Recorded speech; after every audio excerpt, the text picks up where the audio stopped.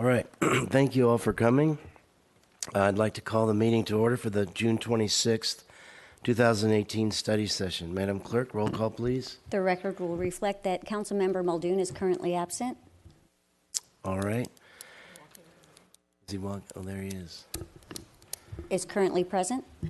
Okay. So our first item, would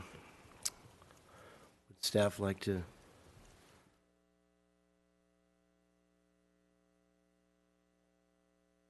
Would you like to do clarification of items on consent calendar as a All right. in general? Does anyone up here need clarification on any of the consent items? I seeing none. Back. Okay. So thank you, Mr. Mayor and council members. This item is a precursor to tonight's item. And just real briefly for the public and for the council, this is a concept of placing something on the city charter as an amendment, which would go before the voters in November 6, 2018. And that amendment would ask the voters to amend the city charter with a section that would require voter approval of certain types of lease revenue bonds, including certificates of participation. So I have a pretty long staff report for you in the PowerPoint. In your agenda. And basically, if you're interested in doing this, there is draft language, and there's a blank in it, and that blank is what dollar threshold you might choose to go before the voters. And just for the public at home, I think the issues before the council is: do you want to place this on the ballot in the first place? If you do, picking a number, potentially discussing a voter threshold, should it be majority or 2/3, and then should it be inflated over time, whatever number you pick, and then should there be exceptions? Should there be exceptions, for instance, in the case of a disaster? So I will turn that back to you for questions or comments or any discussion or motion. All right. Thank you. Anyone up here would like to make a comment? Guess not. We'll hear from the public. Anyone in the public would like to speak on this item, please come up.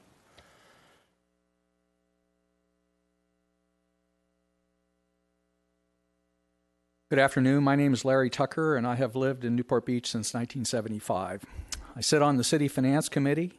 To be clear, no specific proposal or general concept, for that matter, about certificates of participation has ever appeared on the Finance Committee agenda for discussion and recommendation, except for a June 14 agenda, and then the matter was continued at the last minute due to a Brown Act sort of issue of some type.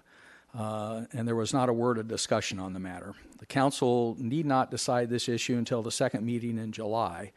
I would have preferred to have my thoughts initially considered at a meeting of the Finance Committee rather than here. However, it sounds like a decision to proceed with a ballot measure may be made today, so I will comment now. Requiring a vote on a future debt issuance seems like a simple proposition, but I'm less than clear on the mechanics of how such a vote will play out. Of course, the details of a future debt instrument campaign can be waved off by asserting that you trust the wisdom of the voters. I do too. But you do owe it to successor councils to think about how such a campaign would work if they do become required. Would the council run the campaign for a yes vote? Could public money be lawfully spent promoting a yes vote? How likely is the campaign to be about the debt instrument used rather than the project the debt would finance? To avoid a vote, would the council be inclined to use reserves to pay for a long-term improvement that would normally be financed? Would that be a good idea? Could that leave the city short of reserves? When the public is asked to approve the issuance of debt, would voters who don't follow matters closely be more inclined to vote no? Is the public likely to be confused about the workings of a complicated debt instrument like certificates of participation? Is there the possibility for litigation to contest a declaration by the city of a local emergency? What happens if it turns out that an exemption was not included in the charter amendment text that obviously should have been? By the way, I have noted one material omission in the text, so I'll be curious to see if anyone else figures it out by tonight. But the question most germane to me is what level of public support should manifest itself before a ballot measure that imposes restrictions on future councils be put on the ballot?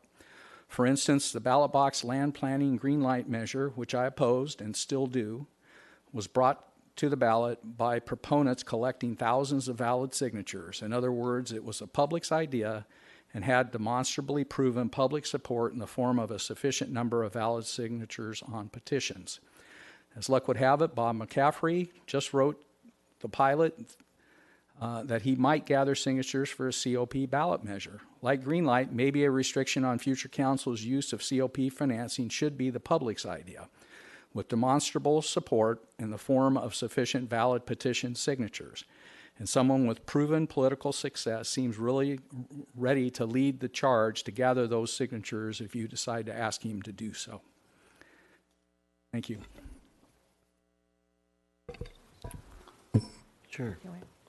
Mr. Tucker, you are obviously a member of the Finance Committee, and I appreciate your comments today. This item is on the June 28th, this Thursday's Finance Committee agenda, and we were prohibited from considering this item on June, 14th, as you mentioned, because of a potential Brown Act violation for various reasons I really don't fully understand. But nonetheless, so the Finance Committee is going to be looking at this on Thursday, and as you mentioned, today the council may be taking final action.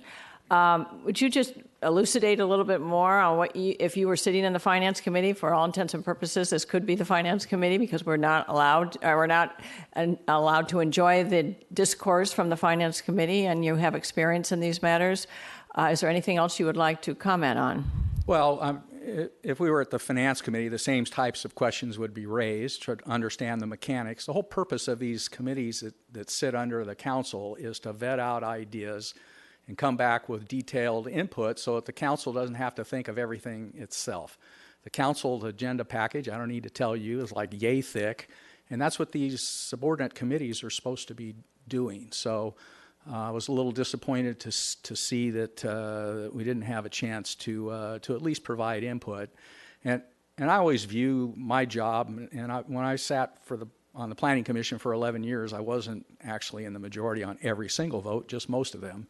But the ones that I wasn't, I made an effort to try to make sure that the product that was produced was the best possible product for the council to approve, that my colleagues on the Planning Commission wanted to forward with a positive recommendation. So that would be the same type of thing here. You know, if there's guidance at the council, this is something they're interested in doing, then, you know, I would shift over to, well, how can we make it the best possible instrument, and, you know, discuss at least the one item that I saw, and there may be more. I mean, I really haven't thought about it as carefully as I would by Thursday if it's not moot by then.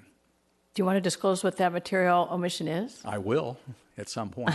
I want to see how it goes tonight. I'm just raising the issue that once it's to the ballot and it passes, then undoing it or changing it becomes a challenge. And this is serious stuff, because this is binding future councils. We've had ballot measures before that had to do with the charter, but they weren't binding future councils. They were doing things like saying we wouldn't have a redevelopment agency when we never had a redevelopment agency. We wouldn't have red light cameras when we never had red light cameras.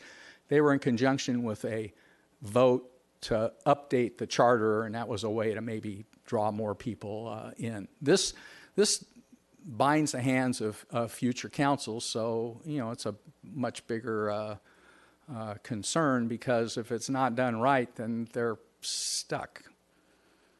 So if we were to allow for the most opportunities for public discourse on this, in the next potential one or two meetings that really would have to conclude by the end of July in order to qualify for the ballot, do you think that we would elicit enough information from the public that they could be well informed on this matter?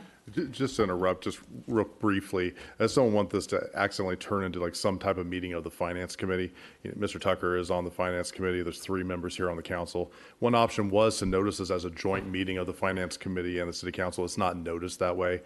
So I just want to clarify that Mr. Tucker is here speaking in his capacity as an individual and not as a Finance Committee member. Right, that's correct. Yeah. Thank you. I'm sorry, what was the question again? Let me just rephrase the question. In terms of, yeah, you certainly, you could, it's not like it's going to be like hugely time consuming. It just never has formally been brought. We haven't actually seen a formal proposal to be able to comment on it. And basically what I did tonight, because I knew that issue was lingering out there, was just suggest a bunch of questions that would happen. I haven't come up with any answers for it, but it's something to think about. All right, thank you very much. Thank you. Are there any other people who'd like to speak on this item? Please come up. Oh. I just wanted, before you speak, Councilman Curry, just want to note it's odd to want to bind this council because of an advisory board, at the same time saying we can't bind subsequent councils. Right. Good evening. My name is Keith Curry. This is the first time I've ever spoken before City Council as a citizen, although I've spoken before dozens as a financial advisor. And I'm here because the proposal before you today is simply bad law and bad policy. Let's start with the title. Taxpayer Protection Act was used in the last ballot measure that the city put on the ballot. It's a statewide ballot measure being currently done by James Capel. At this rate, we're going to have 15 provisions of the city charter all called Taxpayer Protection Act. Perhaps we should change that. I think it just shows what this is sort of a phony thing. No other jurisdiction that I'm aware of in the entire country has this requirement. And it should give all of you pause to adopt a restriction that nobody else in America has seen fit to adopt. That is simply rash. Let's talk about timing. You held a hearing about the timing of the last COPs. Here's how the timing went. We had the bids for the project in October. We brought them to the council in November. We sold the certificates in December. Now, how would that work if we had an election requirement? You'd have to have the bids in June to put the ballot measure together, to go to the voters in November, to certify the election in December, to potentially sell certificates in January. The bids would be 6 months old. They'd either expire or they'd be padded 30% to take care of the financial risk. It simply isn't prudent. Either that or you'd go to the voters without an actual estimate. Either way, it's bad policy and it costs the taxpayers money. Let's talk about sizing. I was surprised by the staff report because the projects most likely to be swept up in this are seawalls, dredging, and bulkheads. For all the talk about improving the harbor, the projects that are going to get hammered by this are those that improve the harbor. These projects are vitally important to a small group of people, and you're going to force them to go to the hillsides and to North Newport and get voter support for projects that are critically important to their household. I was surprised to see in the past how often we've used this for vehicle replacements. It's not uncommon to think that we're going to have clean air requirements put on our police fleet, and we're going to have to finance all of them. That's what happened with buses in 1990. That's what happened with our trash trucks a decade ago. And when that happens, you're going to need a financing vehicle to do that. We've done it in the past. Let's talk about the police station. Who's going to campaign for the police station, even though that's the next project coming up? It's a vitally important project being made to do this. This is simply not sound financial sense. It's being done so that we can have a vehicle to evade the campaign law limits, and that's simply wrong. Find another way to do that if that's what you want to do. But don't bind future councils with bad law that will have unintended consequences of stopping things like seawalls and bulkheads and the police station and forcing expensive special elections. Thank you for your time. Thank you. Are there any other speakers?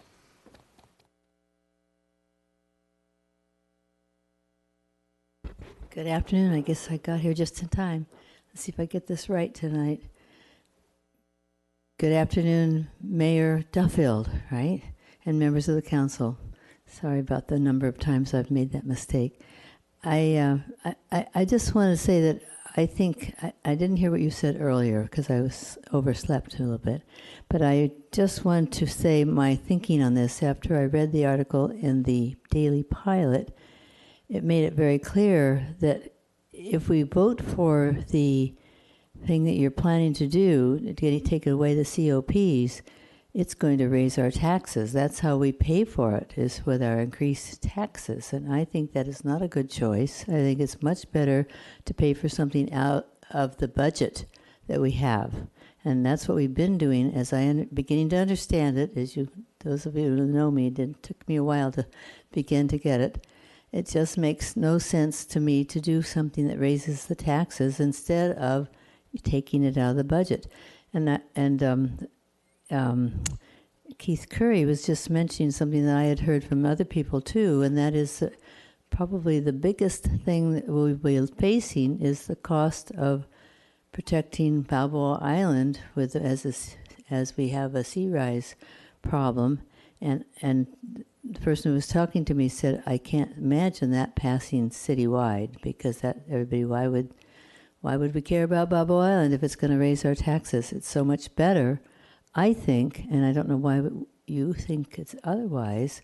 It's important just to do it the way we've been doing it, is to adjust your budget to what you need and what's important, and put it into the budget. And then you do what's right for everybody, not just Balboa Island or West Newport or someplace where it has something else.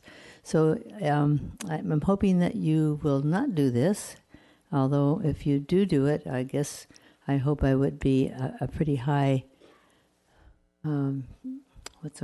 target, I guess, is, if you can set it like $100 million or something pretty high, so it doesn't happen too often. Thank you very much. Thank you. Any other speakers? Mayor Duffield and members of the council, my name is Jim Mosier.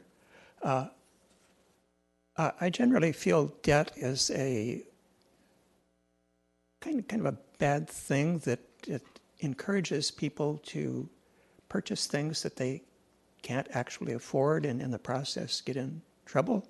So the idea of voter approval is appealing to me, but I'm not sure that this measure before you is a good one at all.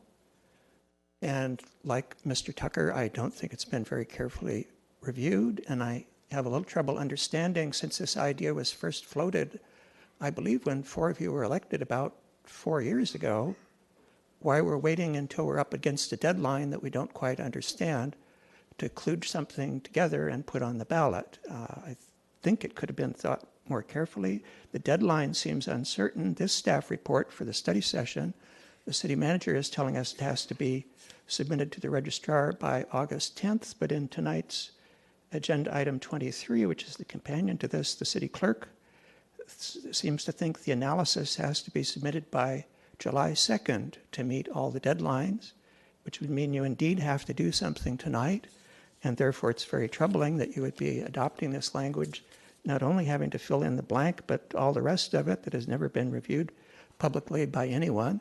In addition to the Finance Committee, I really think this city should have a committee, kind of a legislative committee, not about legislative platform, but reviewing when you're going to enact new laws, that some of the citizens could try to read them and see if they make sense. This one does not make a whole lot of sense to me. It's, if we're concerned about debt, we're singling out, it appears, two different specific things which are not exactly defined here: certificates of participation and lease revenue bonds. It says or between. I don't know if they're different things, or a certificate of participation is a subset of lease revenue bonds, and the material problem that Mr. Tucker was pointing out, which would have to be resolved. The last time we did something putting it on the ballot at the last minute, as somebody mentioned, involved the red light cameras, and we now have enshrined in our city charter a section of law that is missing half a sentence because we did it at the last minute. Item 1 of the subset here is referring only to the lease revenue bonds. Does that include COPs? I don't know. Are there other creative names that could be invented? So if somebody called it something other than a COP or a lease revenue bond, this would not apply. Why does it apply only to capital projects? Couldn't COPs be used for something else, or revenue bonds? Are we concerned about that? My time is running out, but I don't think this is ready to be placed on the ballot tonight. Thank you. Thank you. Any other speakers? All right. Seeing none, bring it back up here. Oh, sorry. There's a delay. I think someone should take an opposite view, which I do. I'm Bob McCaffrey. I live on Balboa Island. I think a lot of us who voted in 1978 still remember Prop 13, which was overwhelmingly accepted by the state of California. I think the taxpayer has a right to decide on large amounts of money being spent. I think it's atrocious that we're spending $21,000 a day for this building. And your children and your grandchildren, I don't have any children that I know of, will be paying that bill. I think the taxpayer has a right to say on this issue. And I would strongly recommend you do that, number one. And number two, it should be by 2/3. And have they come to any conclusion of what the amount might be, the level? Can anyone answer that for me? Okay. Thank you. Thank you. Anyone else? I'm going to wait. Who never creeps up here? Okay. No creepers. All right. Bring it back to the dais. Mr. Muldoon. Thank you, Mayor Duffield. I imagine we'll be discussing this later as well, but I will remind everyone that we looked at this about 2 years ago, something that I wanted very much so at the time to be included in the first taxpayer protection initiative. If you'll recall, it was sent down to Finance Committee. For whatever reason, it was not presented by staff. I don't think it is a Finance Committee decision. I think it's a decision that everyone should see during regular hours, filmed, to watch the process. To answer some of the questions, you can estimate costs without bids and then get the approval for the rough amount and see if the voters want to support the project. If the voters don't want to support the project, I think it shouldn't happen. You don't have to use COPs for seawalls or dredging, although I guess that could be an option. COPs generally are used for a facility or a vehicle in which you would take possession of and you leased, and those lease payments go to return to pay down the debt. I believe that when borrowing gets extreme and proven prior cases, that there should be a check on that borrowing, and that's essentially what the purpose of this initiative is. At the same time, I do not agree it should bind the hands of City Council on future years or for unreasonable projects.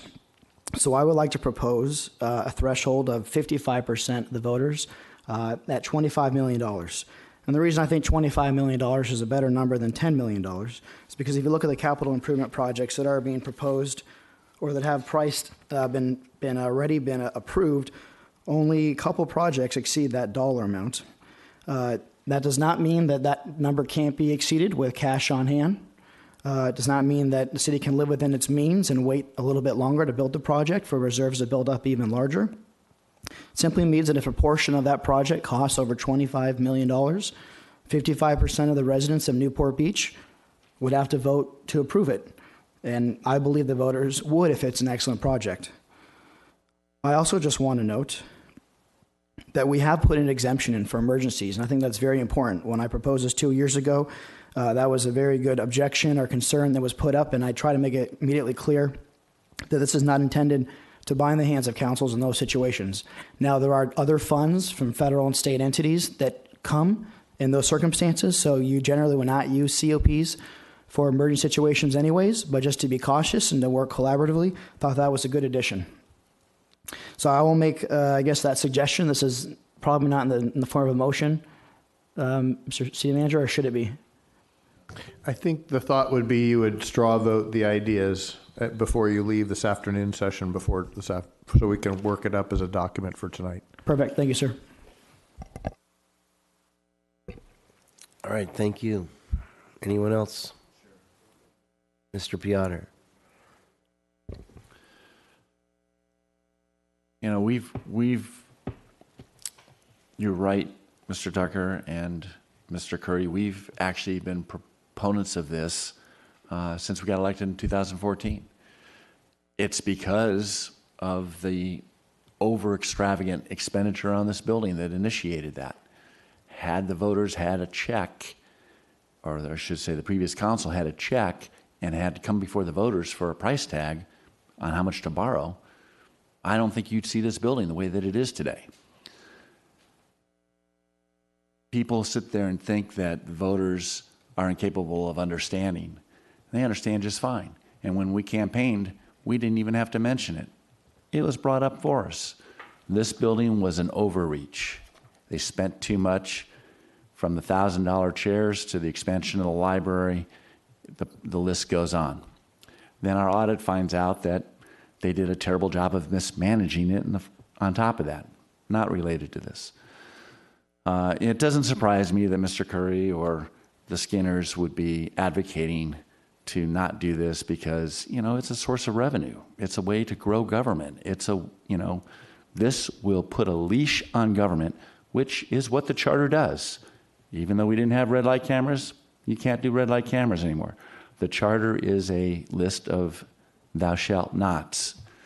And it's that way on purpose. The voters have limited this body on that purpose. I mean, let's be real here. You're talking about limiting future councils. The reality of it is the past council obligated future taxpayers not even born yet to pay the debt on this building. This is a reasonable thing to do. People sit there and say it hasn't been done before. It started in 1979. Our state constitution required all long-term debt to be approved by 2/3 of the voters. They didn't distinguish between, do I have to raise taxes to pay it off or not? Long-term debt was required to be paid or to be approved by the voters, 2/3. I would have loved to have more input on the finance committee. You had 2 years to do it. You didn't do it. Tough crap. You don't get to do it. We're not going to sit around and wait for whatever leadership on the finance committee, whoever's fault it was. I don't care. It wasn't dealt with in the course of 2 years, so we're going to deal with it. Specifics on this, I would love to see a lower number. I'm okay with the 25 million that Mr. Muldoon's proposing. And I guess a question to the city attorney would be, if we put a restriction that it requires, in Mr. Muldoon's suggestion, 55%, and this initiative only passes with 50% plus one, can we require a higher threshold than what passes the initiative? Do you know offhand? I mean, Prop 13 used a simple 50% plus one and required local governments to get I'm not 2/3. seeing any issue with having a charter requirement that's 55%, if that's what the council's pleasure is. I agree with Mr. Muldoon. I'd like to see 2/3, but I think 55% would be a good threshold. And then the only other comment I had was on the actual representation of the description of the initiative on page 815 of the staff report. It talks about, 816 of the staff report. Your ballot description, unlike the ballot, what will actually appear on the ballot, where you say that voter approval will be required for lease revenues, you reverse that on the ballot description and you say certain lease obligations will require voter approval. I'd like to see that reversed. I'm looking at page 816, section 2, ballot description. I'd like to have it say that voter approval will be required first and the lease obligation second. You're talking about the box? Talking about the ballot question? The ballot box is great. It says that, I'm scrolling up to it, hold on a second. It says require voter approval prior to issuing and incurring certain debt obligation. But when you go to page 816, it's reversed.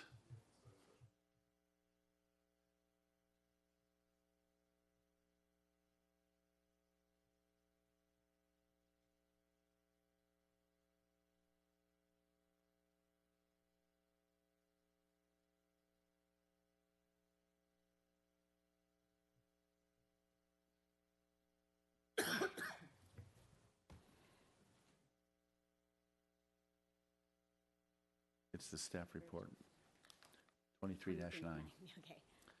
The staff report page is 23-9.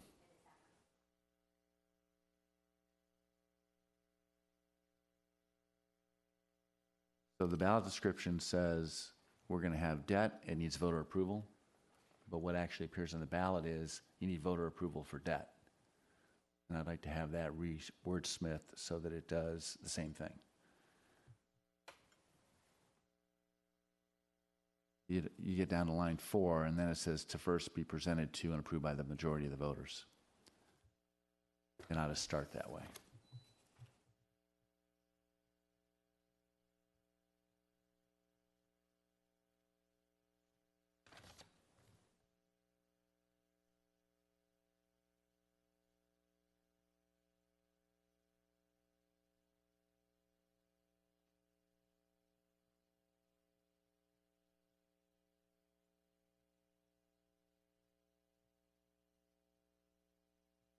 And those are the comments that I've got, Mr. Mayor. So you'd want to read something to the effect of, be amended to require 55% voter approval prior to issuance. Use that type of language as opposed to having it at the end. I just want to make sure that we're clear because we're not going to have a lot of time to rewrite it.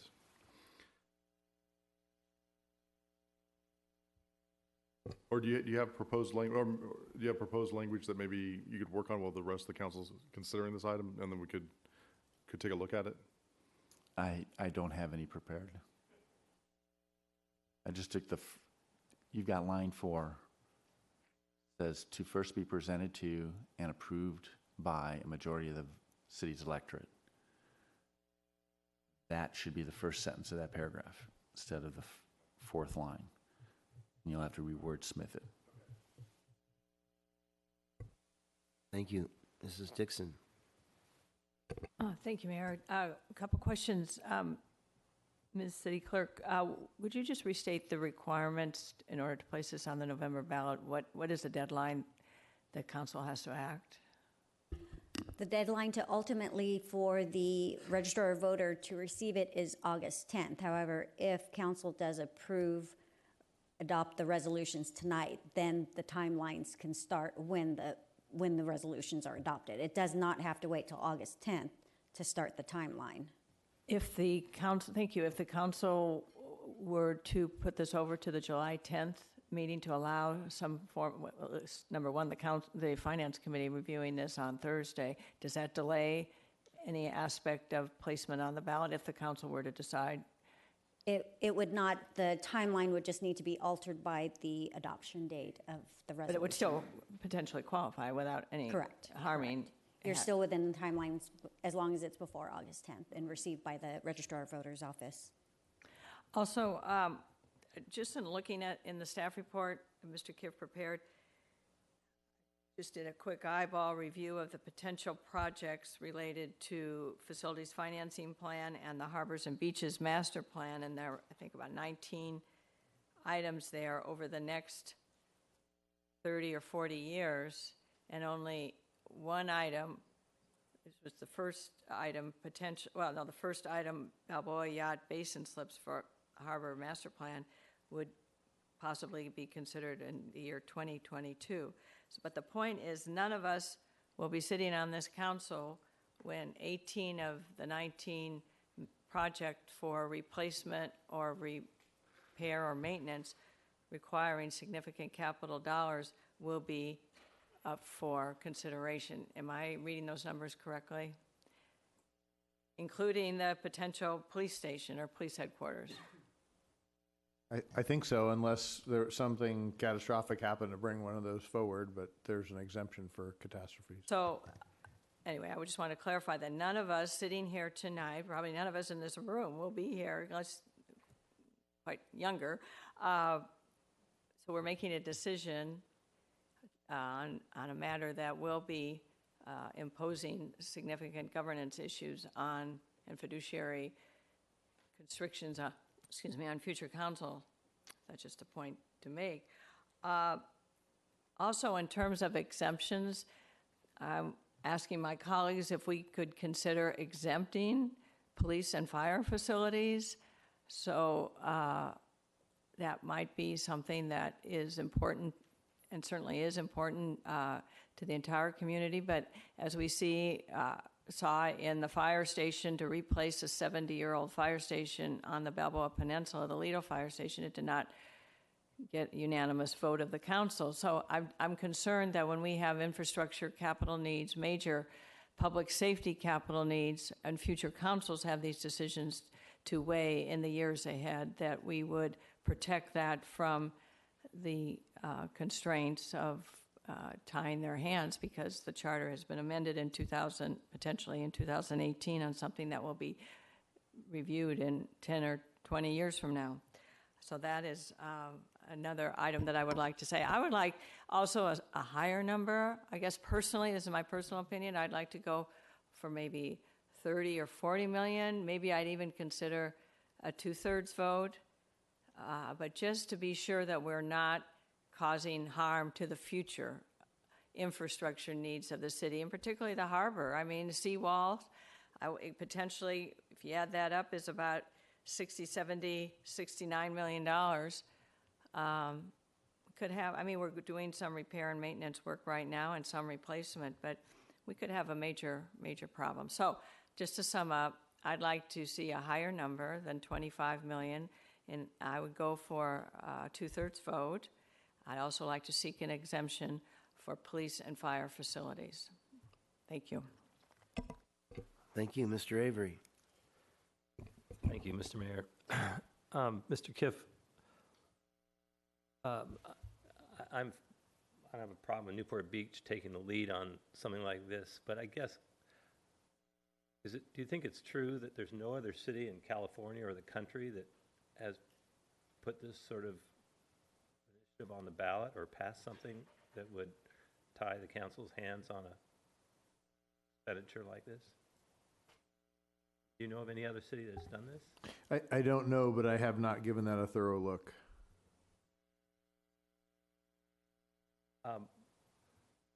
What percentage of 25 million would it be of the city's? You know, like for instance, what percentage of this building at 200, whatever it is, 130, 40 million is of the city's budget annually? So we're doing $22,000 payments a day. So we're spending with our debt service about 8.2 million a year, and that is net of the Build America Bond subsidy. So there's a subsidy that reduces the interest cost and brings it down to 8.2 million a year, and that's about a little bit under 5. It's like 4.8, 4.7% of our total general fund expenditures. Thank you. Mayor Pro Tem O'Neill. So I had a question. Dan, we've got bond counsel here, right? So I was kind of curious. Seawalls aren't exactly buildings, so I was curious. Can we use COPs for seawalls?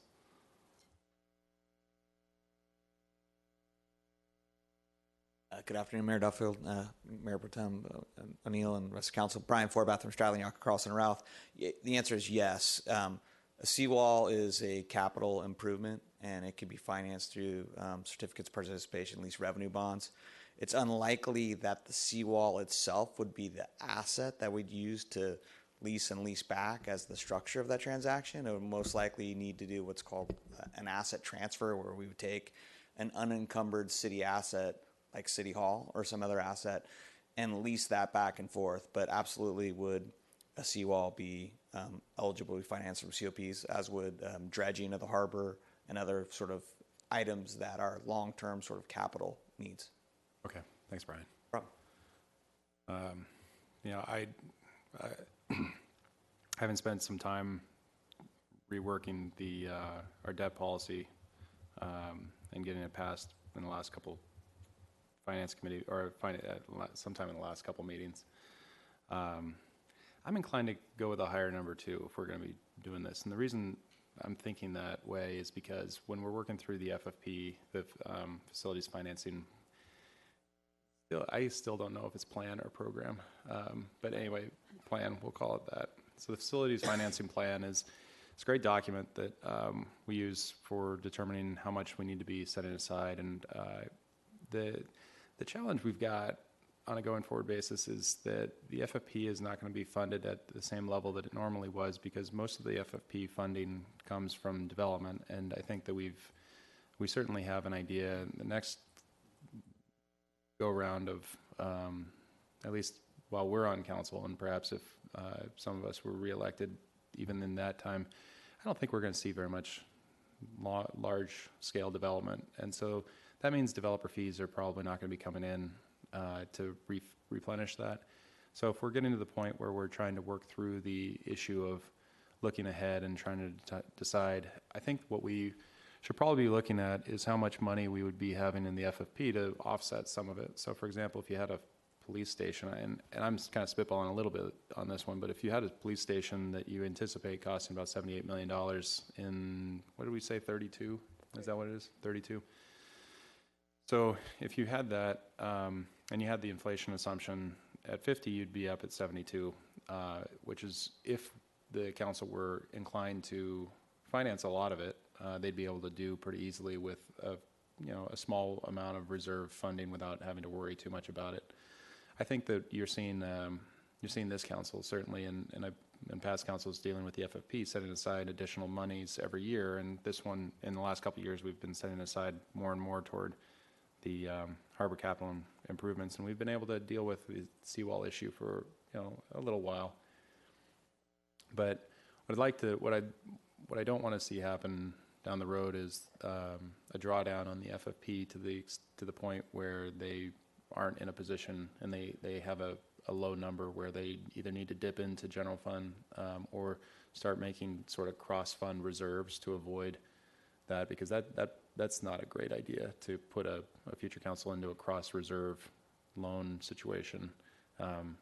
So I'd be inclined to do a higher number. I'm not quite sure. Frankly, it'd probably be double what Councilmember Muldoon has offered, given what I'm seeing in terms of the inflation assumption. So I'd be more comfortable at the 50 million base level if we're going to be moving forward on this. Dixon. Well, just to follow Mayor Pro Tem O'Neill, I would support 50 million. Thank you. All right, seeing no other speakers up here, I'll throw in my 2 cents.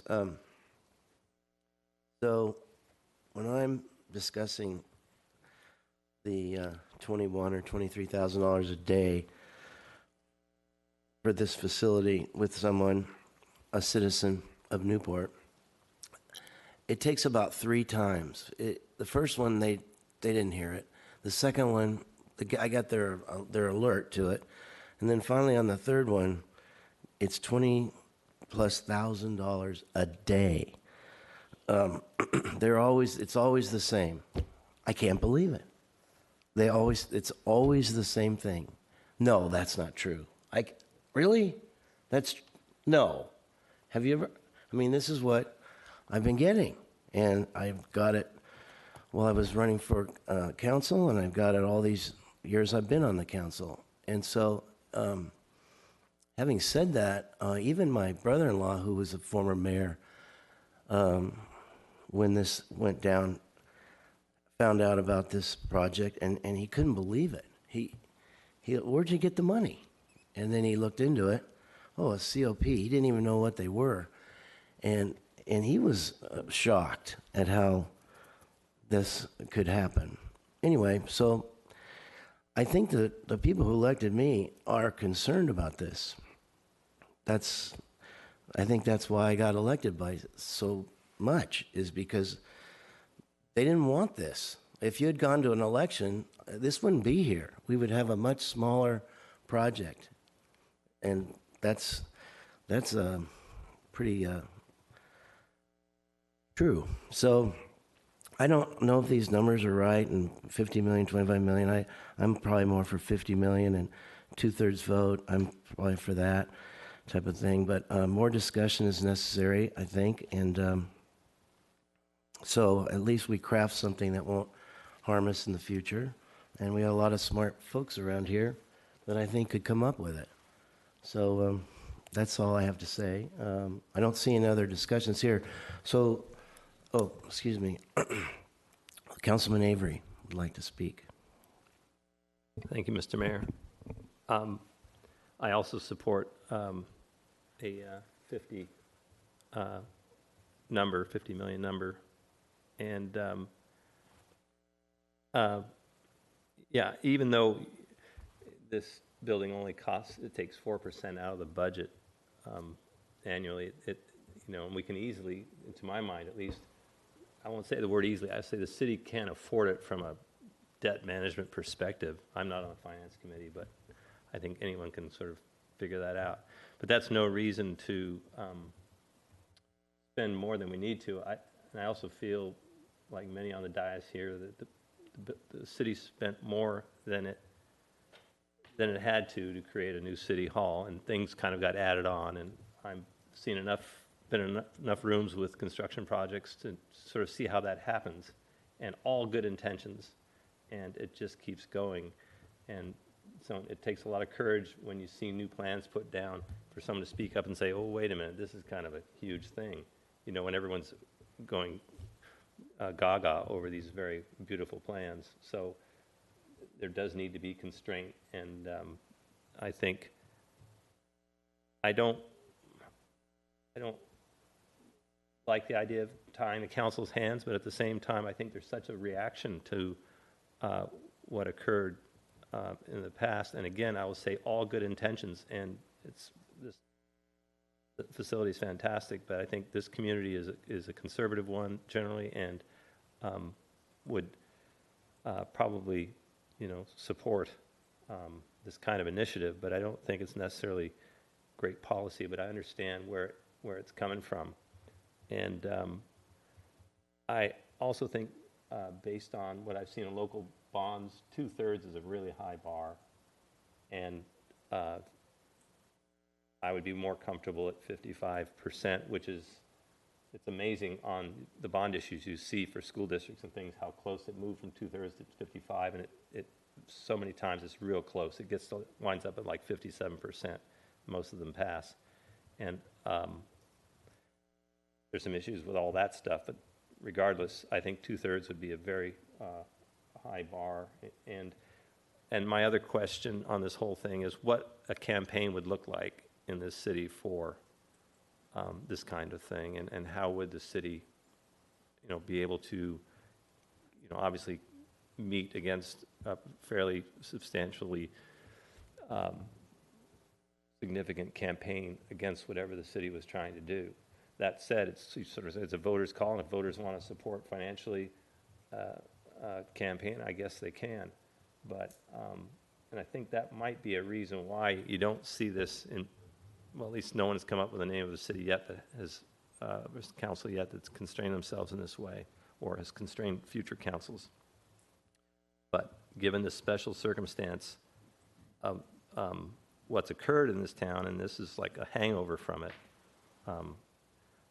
I support this, even with my reservations, but only at the level of 50 million and 55%, and an inflation factor that would keep that 50 million current going forward, which I think is going to be in there regardless.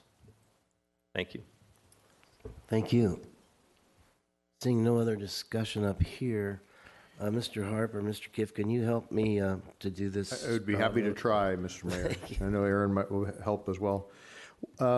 One way to look at it would be to present what Mr. Avery just said, because I did hear 4 of you talk about 50, but I haven't heard, and I do think you're linking this probably appropriately to a vote threshold. So whether you wanted to straw vote 50 with 50 million as a threshold with 55% vote, or 50 million with a 2/3 vote.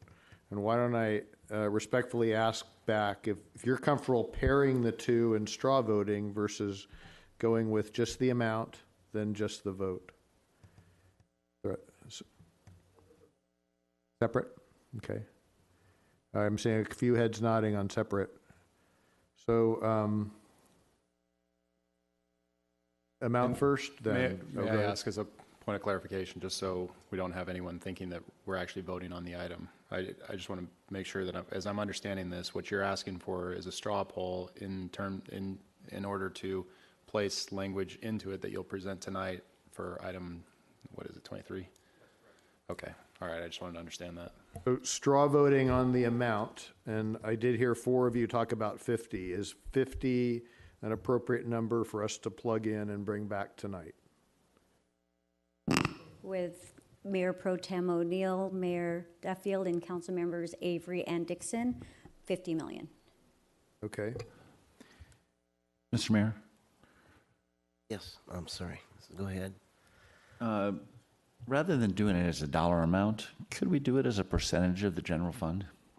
That way you don't have to worry about indexing it. If our general fund goes up, the amount goes up. If the general fund goes down, the amount goes down. We have what, a $204,000 or $204 million general fund this year? It's more than that. It's in the high 2s and 3s. Well, I was separating out the enterprise funds.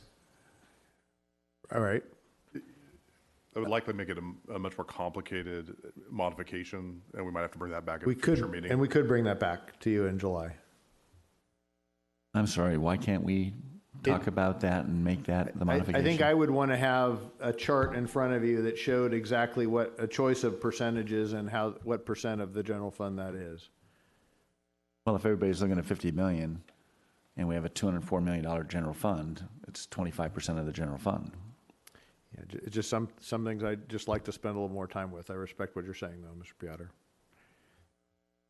I guess from my perspective, I haven't thought through all the different, language for that type of proposal. So that's something I'd like to spend a little bit more time on rather than draft, this evening, given that we have closed session and then we're right back to regular session.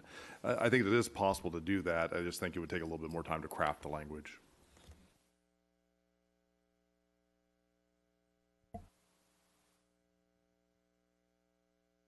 Okay, so I would jump next to the voter threshold, not the amount, but so you would have the choice of majority or 55 similar to school bonds or 2/3 similar to GO bonds. And if someone would like to propose something first, and we'll see if there are 4 votes for that. Again, I feel funny presupposing it and Sure, I'll jumping in. propose, Okay. since the dollar amount's so much higher, I'll propose 2/3. Okay, Mr. Muldoon proposed voting on 2/3 associated with a 50 million threshold. Is there support for that?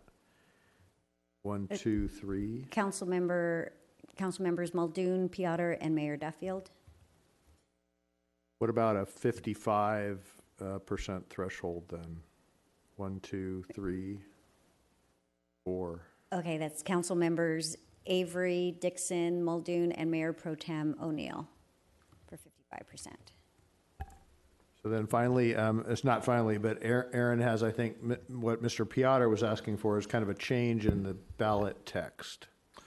So under section 2, which is on the staff report, page 23-9, I think I understand what you're saying. I just want to confirm it, Councilmember Piotr. So we would now read amend section 1109 to require to first be presented and approved by a 55% vote of the city's electorate, certain proposals equal to or greater than $50 million. And then the rest of the language, and then eliminating at the end of that to first be presented to through the end of the sentence. Is that what you were looking for? I apologize, Mr. Harp. Would you mind rereading that? Yeah, so let me read how, so it's under section 2 on page 23-9. It begins with the charter amendment, section 1109. And the second, so it would now read, this charter amendment measure would amend city charter section 1109, period. Amended section 1109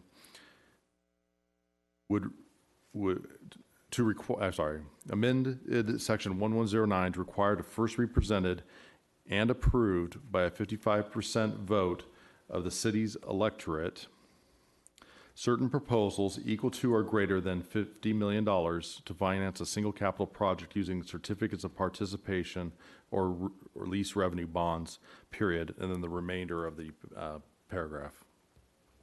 And just one clarification, you mean 55% of the voters voting on the question, right? Because if the people that don't show up wouldn't be counted. Yes. Okay.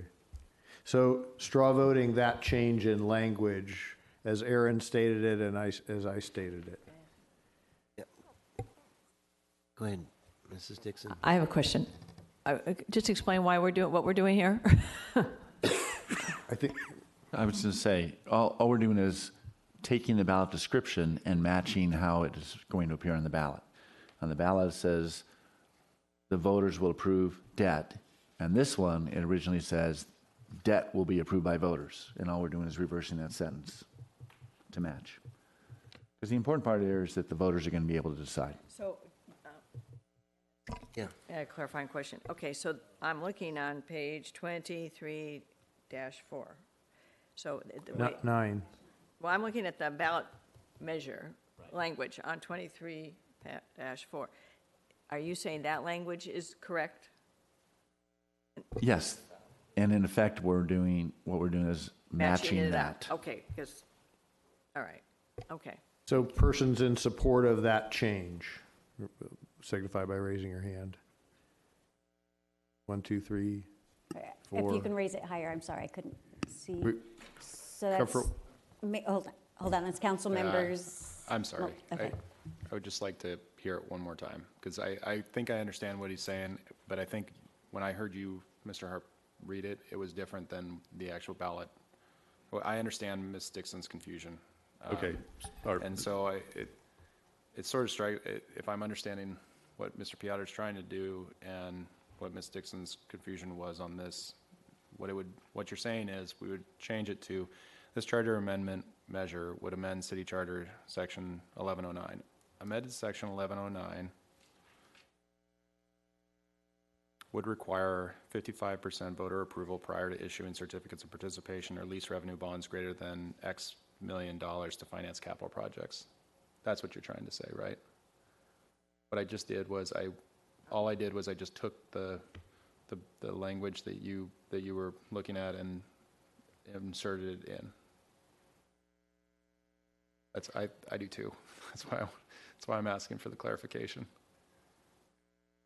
No, that's great. Because what we're doing is we're saying basically it's going to require voter approval for, and now it's actually 55% voter approval for, and then it can be the lease revenue bonds. You can have the dollar amounts and everything in the second part of that sentence, rather than the first, which is So how I'll tell you have it. what, Mr. Harp, I will show you what I'm talking about, but I'm confident I understand it now. So All right, so we'll get that language and then I'll change it and bring it back. But you still have the chance to consider it this evening. So I'm not sure we need to straw vote that.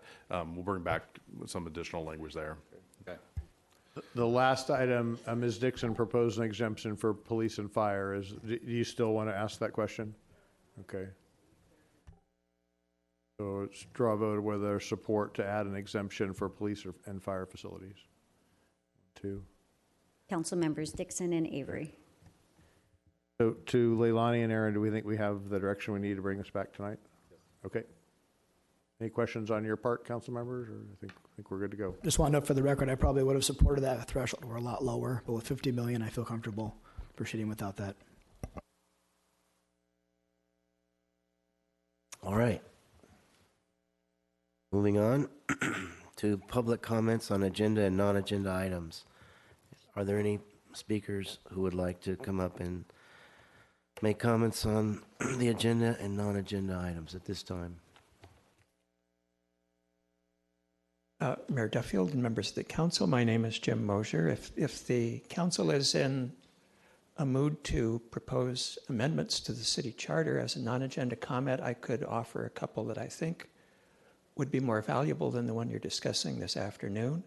One of them would be an amendment that would restrict future city councils to doing as this one is actually doing with this proposed measure, namely to amend a single section of the city charter at a time. The rules for amendment of the city charter are left very vague and nebulous, and past city councils have done something which I think is not a good idea. They have put multiple changes to the charter unrelated to one another to the people in a single vote. And I think a restriction that future councils, as the public would have to do, confines amendments to a single issue would be a good amendment. And another one, I think I mentioned this at your last meeting, and I'm not sure this requires a charter amendment, but if it did, well, we do have a problem in elections in this city where if we have many candidates running, which is a good thing to have many candidates running, but you may have somebody who's not particularly popular get elected just because they have a plurality, because we do not have runoffs. And a voting system that would either allow runoffs or some method of voting that would avoid that problem would be a good amendment to the charter. As to agenda comments, I, as usual, would like to comment on your closed session agenda. In writing, I tried to explain how the noticing could be better on two items here, closed session items 4B and C, where all the public sees as two issues of anticipated litigation with no indication, no clue as to what that anticipated litigation might be about. One of them, a lawsuit potentially against the city, and one started by the city. And I provided you examples from past years of how past city attorneys actually told the public what was going to be discussed so the public could intelligently comment on it. I would make a positive comment about closed session item 4D, which is noticed as public employee appointment having to do with the city manager, and I would applaud the current city attorney for pointing out that this will not be an actual appointment of a city manager during the current closed session. However, it is very ambiguously told here that you may discuss anything that is authorized by the government code, and that itself is very unclear. Just as in the last item, we heard that the charter amendment could not be discussed by the Finance Committee because of some Brown Act issue that nobody understands. I think this city would be very well served if the public was told what the legal analysis by our city attorney was as to the Brown Act issue for the Finance Committee, so that we understand what things can and cannot be discussed there. And if we understood what the city attorney thinks can be discussed in this closed session about the city manager appointment. Thank you. Thank you. Anyone else? Larry Tucker again. And this has to do really probably for Aaron, but the back to the one thing that I noticed in the document that you could maybe get cleaned up for the evening session is that the infrastructure that's exempted has to be damaged. So if you have like seawalls that are owned by the city's responsible for maintaining those seawalls. If they have to wait for damage to replace them, the damage is going to cost a fortune because the city should have gone about replacing the seawall. So there probably needs to be some further carve out for something that's going to cause harm to other people's properties, for instance, as part of an exemption as well. Just something to think about. It should be in there in some type of fashion, but it'll have to be crafted as well. Mr. Mayor, could I ask Mr. Tucker a question more? I'm having a hard time understanding what you said. I was assuming that let's say there's an earthquake and the infrastructure is damaged. What are you saying that would not be applicable there? There might not be any event that damages it. So you're saying there's still damage. There isn't necessarily an event. But the damage may be a failure of the seawalls that causes a lot of without any type of disaster that's declared by anybody. It just happens. It's kind of too late at that point. The seawall should have been maybe replaced or repaired, and maybe certificates of participation are the way to do it before it was technically damaged with some type of singular event. We have seawalls that are kind of falling apart in, for instance, at the west end, that just kind of degraded. I don't know whether it's going to be a big enough event, but at some point somebody may look at it and say, maybe we shouldn't be testing it any further. Let's just go ahead and replace these things before something happens where we end up with millions, hundreds of millions of dollars potentially of flood damage that the city would be blamed for. The city will be blamed if there's any failure. So again, I apologize for continuing the dialogue, but my thought was that's why I added the local disaster declaration, so that let's say if Public Works came to us and said this is about to happen, the council and the mayor could declare a local emergency, and then arguably that could work. And maybe I don't have that right, but that was my thinking there. Well, I think that you're headed in the right direction if that's where you wanted to Okay. go. It just wasn't completely Okay. clear to me that it had to be some singular event that caused damage. And I think really what you're looking at is there are certain things because of third-party properties that are involved that are very different than if it's just a city building, where you could really have a huge exposure. And so that's the language I think you might want to look at and just make sure you're clear on it. Because if I read it that it didn't cover it, then, and I wasn't looking to find fault with it, then somebody else in the future who is looking to find fault with it will do Okay. a better job than I'm articulating as Thank to you. why it's the city's fault. Thank you. Next speaker. Good afternoon again, Mayor Duffield. I'm Nancy Skinner and members of the council, I should have said. I don't know if I'm allowed to say things after you've talked about this, but a couple of things that have crossed my mind as you speak. One question is, I would be interested in knowing this, and maybe it's not in your purview, but how at $50 million, if we went to a vote, what does that cost? I guess and it's have to be just an estimate, of course, per $1 million value of a house. I would like to kind of have some sense of how expensive that would be for the residents.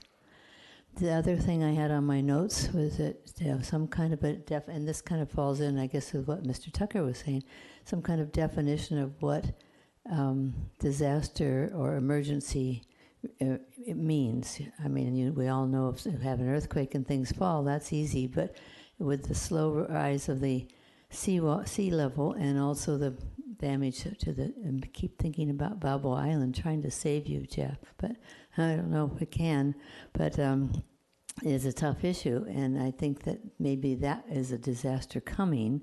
You can see it coming. Does that count for disaster on your measure if you go through with this, which I don't think is necessary. But anyway, that's my comment. Thank you. Thank you. Next speaker. Good afternoon, Council. Leslie Miller. I'm a resident of the Peninsula. And there are 4 items I have, but I'm willing to wait till this evening to address some of them. The first one is more of a private issue. It deals with the alley that's between Oceanfront and East Ocean Boulevard. It's come to my attention that it's really dirty, and the developers that put in new properties spray paint blue paint on the pavers. You weren't here when we put in that alley. I was the attorney who drafted everything to do with that and collected the money on a volunteer basis. And just quickly to review, private owners put in, including myself, put in $400,000, and the city put in $600,000. So that's a $1 million alley between Oceanfront and East Ocean Boulevard. Part of the agreement, which I drafted, and we go back here to 2005, I believe. It could have been filed 2007, but I can find the documents. Anyway, it obligated the city to maintain the alley. And I don't remember a time limit in that, but no matter how you look at it, it was a huge improvement to our neighborhood. And now it just isn't being maintained. A lot of this, I believe, is attributable to the developers that rebuild some of those properties, and this could easily be fixed before you give the final write-off, before the city allows the developer to leave, that they be required to restore the alley to a good condition. I myself chose the pavers.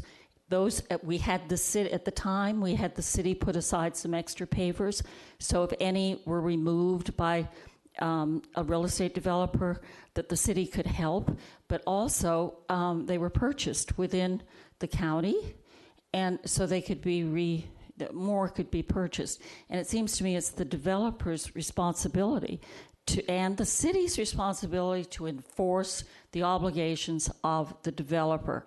Now, very specifically, spray paint. There's one house that's going in next to my house right now. I just saw it this afternoon.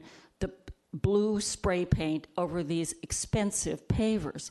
The people put in a lot of time and effort and money, including, as I said, private money, to be able to have a pretty alley, which I think the whole project was considered a very big success. It certainly improved the values of the properties and the beauty of Newport Beach. So I ask that that obligation be enforced by the city, new pavers be purchased, and not necessarily by the city, by the people who destroy. There's one area that's about the size of this tabletop, maybe bigger, that asphalt is poured over it instead of the pavers. Where are those pavers? Okay, thank you. Thank you. Thank you. Mr. Kiff, could we make note of that? It seems pretty valid. Are there any other speakers? Keith Curry, I wasn't going to speak, but since I had a calculator, I would answer Dr. Mrs. Skinner's question. $50 million of debt would roughly translate into about $4 million of debt service. And if you assume 50,000 households, it's $80 per household would be the equivalent per capita household cost, if you will, would be about $114 if you assume 35,000 households within the city. And of course, it would be, I don't know, $50 per capita by 86,000 people. Of course, that doesn't go on your tax bill. That's all part of the city budget. It'd be roughly about 2.5% of the city budget. So that's the number of what you're talking about by this debt provision in terms of what you're apparently preventing. Thank you. Thank you. Any other speakers? All right, seeing none. Mr. Harp, is there a closed session report? Yes, just briefly, the city council will adjourn. Sorry, go ahead. The city council will adjourn a closed session to discuss items 4A through C, including a meeting with the city manager, Dave Kiff, assistant city manager, Carol Jacobs, human resources director, Barbara Salvini, and Peter Brown to discuss labor negotiations with the unions listed under agenda item number 4A. The council will also be meeting with legal counsel to discuss one matter where the city council will be considering initiating litigation, as well as one matter where there is a possibility of litigation being initiated against the city. The city council will not be meeting regarding agenda item 4D, which is related to the public employee appointment of the city manager. Thank you. Thank you. We are recessed until the 7 o'clock regular meeting.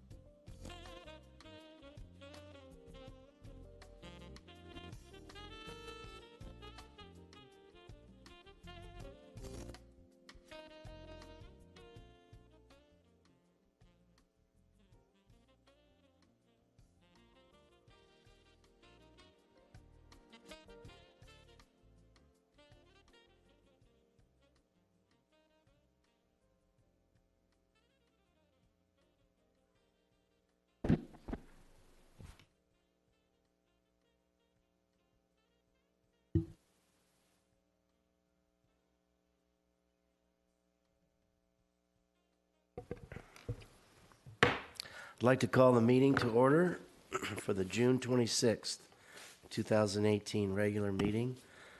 Madam Clerk, roll call, please. The record will reflect that all members of council are present. All right, and we do not have a closed session report.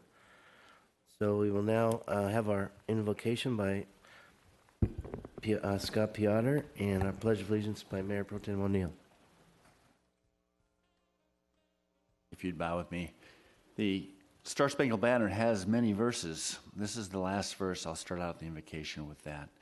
Oh, thus be it ever, when free men shall stand between their loved home and the war's desolation.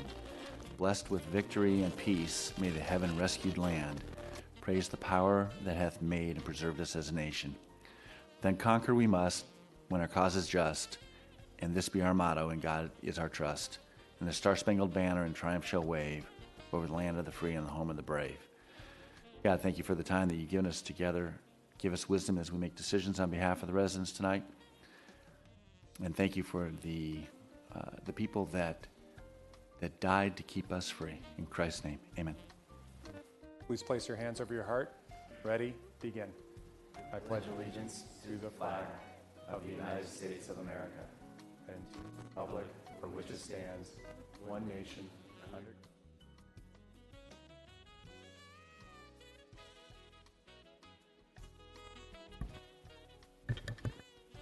Madam Clerk. The city provides a yellow sign-in card to assist in the preparation of the minutes. The completion of the card is not required in order to address the city council. If the optional sign-in card has been completed, it should be placed in the box provided at the podium. The City Council of Newport Beach welcomes and encourages community participation. Public comments are generally limited to 3 minutes per person to allow everyone to speak. Written comments are encouraged as well. The City Council has the discretion to extend or shorten the time limit on agenda or non-agenda items. As a courtesy, please turn cell phones off or set them in the silent mode. Thank you. All right, now we will have City Council announcements and new items council members would like to be introduced for future agendas. Mr. Avery. I have none. Mr. Piotr. I have one. I've been getting quite a few phone calls in regards to Dog Beach with some enforcement on that.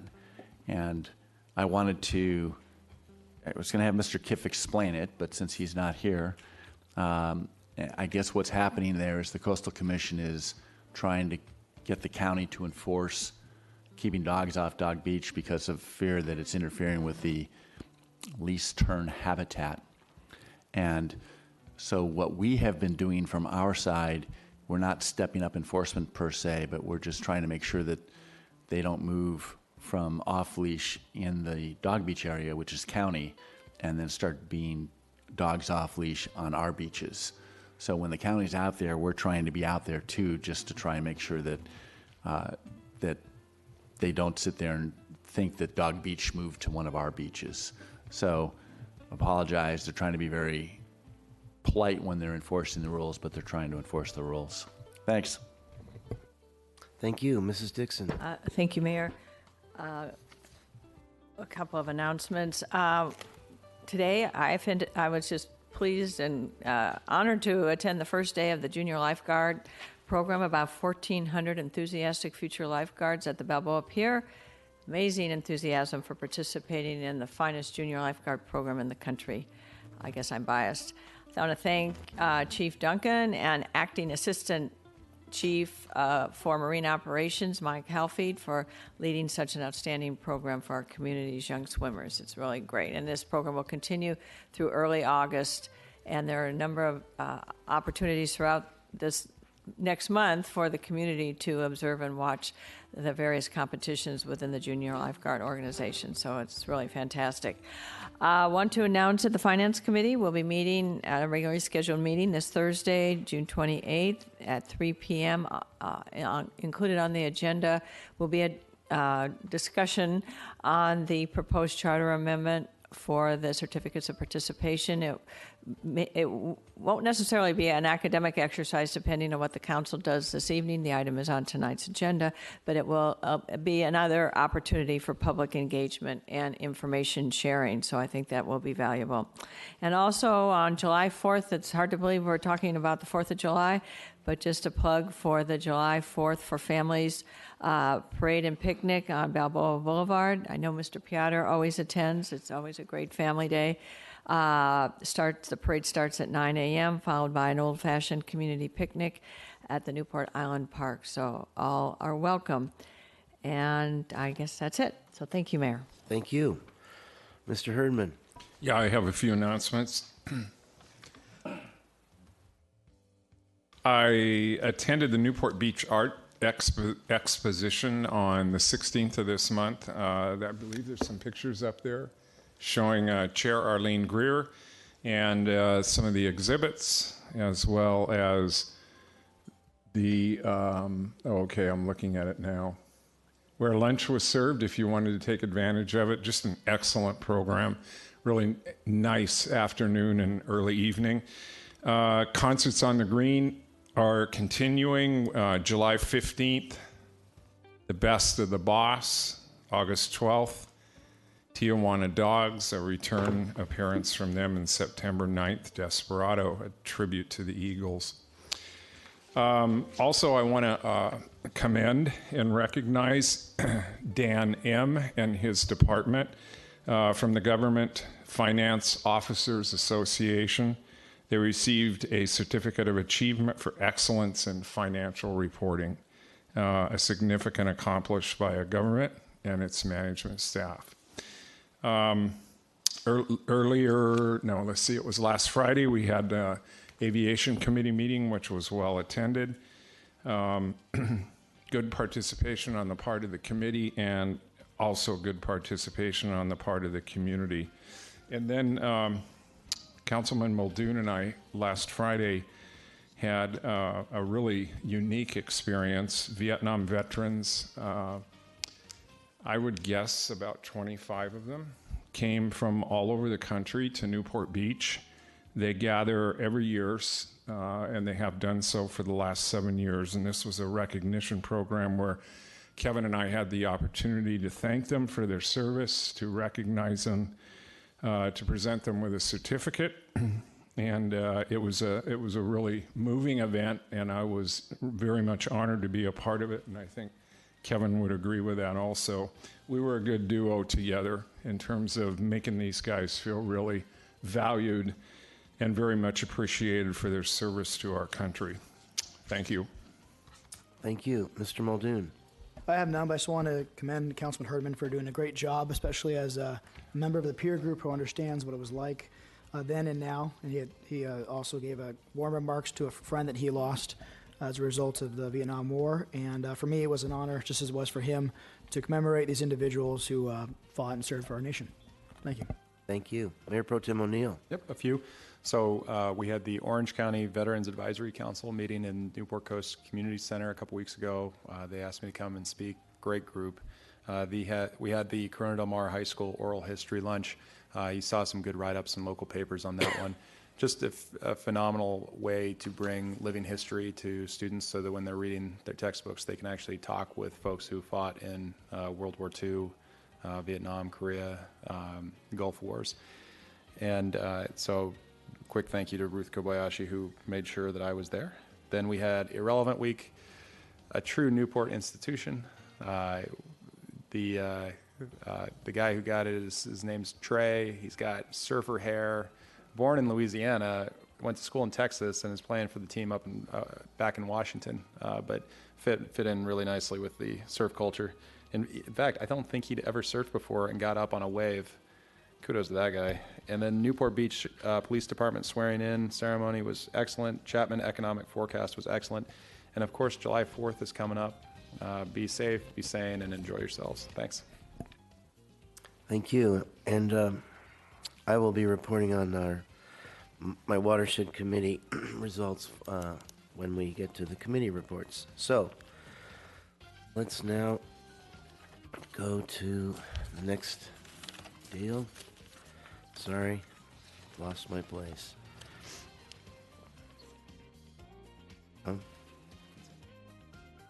Right.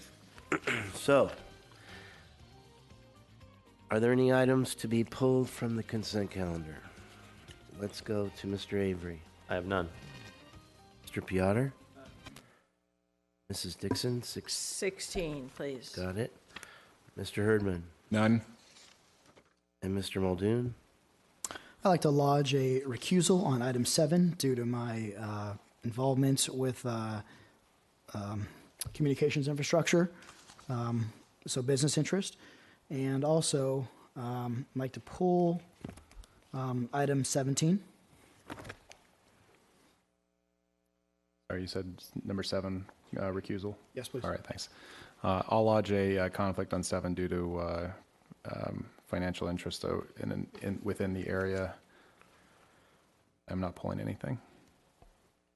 Okay, and myself, I'm going to pull 17, but mostly for clarification. And I have to recuse on item 3 because I have a business on the harbor. All right. I move approval of the balance of the consent calendar with item number 3 showing a recusal from our mayor, item number 7 showing a recusal from Councilmember Muldoon and me, item number 16 being pulled, and item number 17 being pulled. I'll second it. All right, great. Now we'll go to public comments on consent calendar. Are there any? Please come up and... Mayor Duffield and members of the council, my name is Jim Mosher. As you know, I normally try to comment on the consent calendar in writing to keep these comments brief, but with 914 pages in your agenda packet this week, I didn't quite get to everything.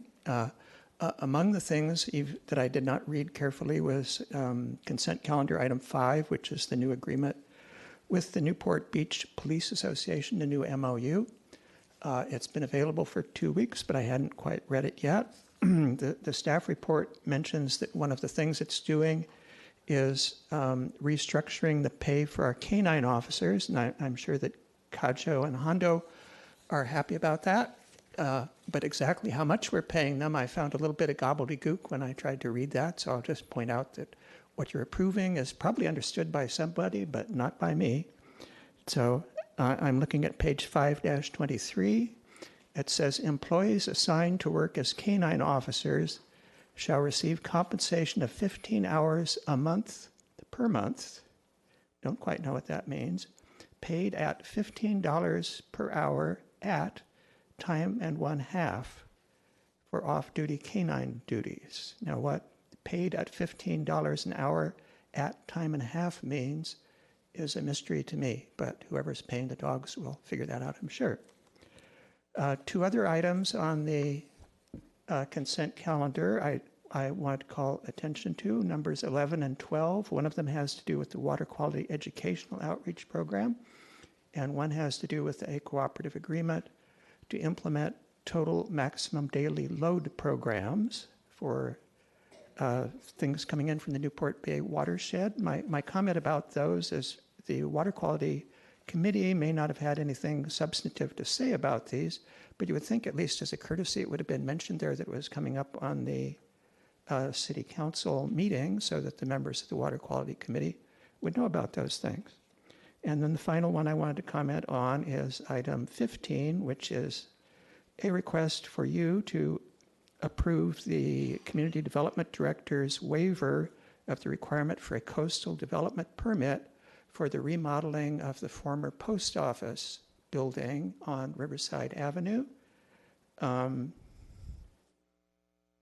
This is kind of a catch-22 because in order to be eligible for the waiver, the Community Development Director has to find that it meets all the requirements for issuing the permit that is waiving, which is a little bit strange, and exactly where you draw the line as what is a small project that doesn't need the permit, which does, little vague to me. And I do find it nice, though, that it's on the agenda, so people at least know that this is happening. And I kind of object to one of the requests you have into the Coastal Commission, which you may or may not remember, which is that they give the Community Development Director the right, should the Coastal Commission approve that, to dispense with this hearing, this staff report totally, which I don't think is a good idea. Thank you. Thank you. Are there any other speakers who would like to come up? All right, seeing none, bring it back. Oh, I'm sorry. I'm very sorry. That's all right. I just just pushed it. I think it's the... No problem. I just want to make a comment about agenda items 11 and 12. The approval of these two items result in the implementation of specific objectives that the Water Quality Committee here in the city have talked about all year. We have very well-defined goals with very well-defined measurable objectives. And I kind of have to take exception, Jim, to the fact that nobody knows about this. The Water Quality Committee knows perfectly well about this, and this represents the implementation of a measured objective for this committee. Thank you. Thank you. All right. So Mrs. Dixon is asked to pull item 16. Oh, I'm sorry. I always forget that. We need to vote. Okay, prior to reading the vote, I'll read the ordinance title for item 3, ordinance number 2018-10, an ordinance of the City Council of the City of Newport Beach creating a harbor department and eliminating and folding the Harbor Resources Division into the Engineering Services Division of the Public Works Department. Ordinance number 2018-11, an ordinance of the City Council of the City of Newport Beach, amending the title and introductory table of Chapter 2.12, Section 2.12.010, and adding Section 2.12.120 to Title II of the Newport Beach Municipal Code pertaining to the Harbor Department. Councilmember Herdman, if you could please vote. The motion carries unanimously, 7-0. All right, great. So, Mrs. Dixon, item 16. All right, thank you, Mayor. Appreciate it. I pulled this item because this is a really important milestone for 34 cities of Orange County working together with the county, the Associated California Cities of Orange County, ACCOC, and a bipartisan coalition of Assembly and senators, Assemblymen and women and senators. And because homelessness has been a front burner topic most recently in our county, it will be enlightening to know that a bipartisan coalition and 34 cities are working together to solve a previously intractable problem, and that is where to put homeless facilities and how to fund them. But the funding aspect is going to be facilitated, subject to a lot of controls at the city level, by a housing trust. And here to speak on this item, we have Jen Lowe, Ms. Jen Lowe of the Associated Cities of California, Orange County, who can just provide us with a top-level update. The good news is in the last 2 weeks, this is an assembly bill that is actually in the Senate, and it has been approved unanimously, bipartisanly, but unanimously in 2 Senate committees, the necessary policymaking and financial committees, and will be going to the floor of the Senate next week. And then after the August recess, we'll be going back over to the Assembly. I've asked Jen to come on behalf of ACCOC because this really is landmark legislation to get 34 cities to agree on something as contentious as homelessness is significant. So Jen, if you could indulge me, Mayor, to have Jen speak to this to educate our community on what the Orange County Housing Trust will do. Sure, thank you. Seeing no other comments at this time, please go ahead. Good evening, Mayor Duffield and fellow council members. I appreciate you taking the time to pull this item tonight. AB 448 is through its second committee in the Senate, approved unanimously, as Councilmember Dixon mentioned, in the Senate Finance Committee last week and today in Housing and Transportation Committee. We do expect the bill to go to a full Senate vote next week before the legislature leaves on recess. And then after recess, early August, we hope that it will be on the Assembly through one committee before coming to a full vote. Are there any questions about the bill? What, could you just explain what this is going to do? Because I'm sure that's the key, that this is a first. Absolutely. So the Association of California Cities has been thinking long and hard about homelessness and how we can address it in a meaningful way. One of the solutions that we've come up with after several studies and research opportunities was the creation of a Joint Powers Authority Orange County Housing Trust. So the JPA, created through legislation, would allow us to pull our resources together and bring some money back to the county with the intent of developing 2,700 units of permanent supportive housing. Permanent supportive housing is a mode of homelessness housing for chronically homeless, so those that have been on the streets for longer than a year, those with mental health issues. And the unique thing about permanent supportive housing is that it incorporates all of the services in a single site. So people that live in these homes have access to mental health services, behavioral health services. They have someone that's making sure they're taking their medicine. And in our research, these units have shown to be 75 to 95%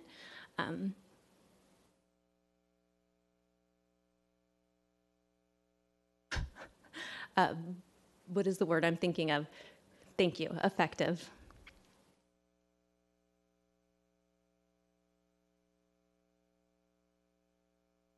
No, go ahead. Mr. Kiff's not here. Carol, are you briefed on this at all, by any chance? Unfortunately, no. I apologize. Okay. Well, let me just say quickly to cut through, this is an important movement that the 34 cities working together. The Board of Supervisors is a co-sponsor. Senator Morlock is one of the co-sponsors.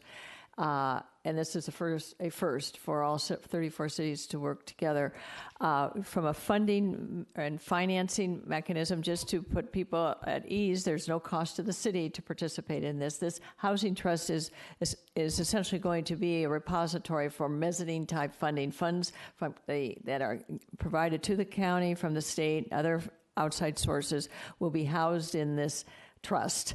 And the participating cities have an opportunity, if they should choose to seek those gap-filled funds if they're trying to secure funding, and they have an opportunity to acquire and build a structure. For example, many Fullerton, Anaheim are looking at these options that they could provide funds to meet the gap until all the funds come together in one place. So it's an important vehicle. It helps Orange County go a long way to respond to the cry for help for our homelessness. So anyway, I just want to take this moment. Thank you for council for indulging this, because you're going to be reading a lot about this in the weeks and months going forward. And it's important that we know that we're participating as a city, or we have the option to if we want to, and to be determined. Yes. Absolutely. The JPA legislation is voluntary. So after this legislation is created, cities will have the opportunity to opt in or opt out. Cities that decline to opt into the JPA will just not have access to the funding. And part of the reason that we are moving so quickly on this is because of the bond that's coming up in November. There's a large housing bond on the ballot. And unfortunately, in the past, because of the fragmentation of Orange County, cities are constantly competing against one another for these bond dollars. The JPA has an advantage to go to the state to request a fair share for Orange County. And like Councilmember Dixon mentioned, it would be a one-stop shop for gap funding. So as many of you know, these projects often fail because they're lacking $2-3 million in funding. We have nonprofit builders like Jamboree Housing who've done this before and realized that a lot of these projects die because they're just short a couple $1 million. So it's our intent that you would be able to come to the Housing Trust with the proposal, with the nonprofit builder, and we would be able to help so that those projects get completed and we can house our most chronically homeless. Great. I'd like to make a motion, thank you, Mr. Mayor, to support item number 17. I'll second. 16, excuse me. We need public comment. So thank you for that. Thank you very much. Are there are there people out there that would like to speak on this issue? Please come up. Mayor Muldoon and members, Mayor Duffield and members of the council. My name is Jim Mosier, and what we heard all sounds good. I hope that is the assumption of what's happening. I did, as I pointed out to you in writing, actually read the legislative analysis of the bill. What you're supporting here is not the Joint Powers Authority, which could be formed without the legislation. And the analysis of the legislation said the reason that the legislation is needed is to allow this particular joint powers authority to itself issue bonds and go into debt. So I assume, as Councilwoman Dixon pointed out, that that is the idea, that it's getting money from other places and just going to be a repository for that. But the motivation for needing legislation seems to be to give the the Joint Powers Authority, the authority to issue bonds, which it normally would not have. Thank you. Thank you. Are there any other speakers? All right, I'll bring it back up to the dais. I don't see anybody wanting to comment, so we have a motion and a second. Let's vote.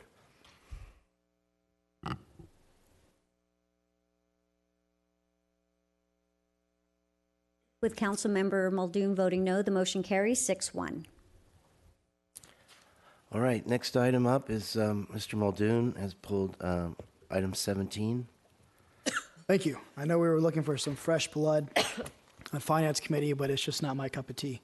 So I think it's been a great honor to serve that year, and I'd like to just propose a motion to make Mayor Pro Tem O'Neill the chair, and to keep Councilwoman Dixon on, and if Councilman Piotr is so inclined, to have him replace my seat, and I will appoint a citizen. I'll second that motion. All right. Seeing no discussion up here, anyone from the public like to speak on this? Seeing none, bring it back. Let's vote. And that motion is also to include all the other appointments by the, non-council. Motion carried unanimously, 7-0. Madam Clerk. Public comments are invited on non-agenda items generally considered to be within the subject matter jurisdiction of the City Council. Speakers must limit comments to 3 minutes. Before speaking, please state your name for the record. Thank you. Are there any public comments on non-agenda items? Please come up.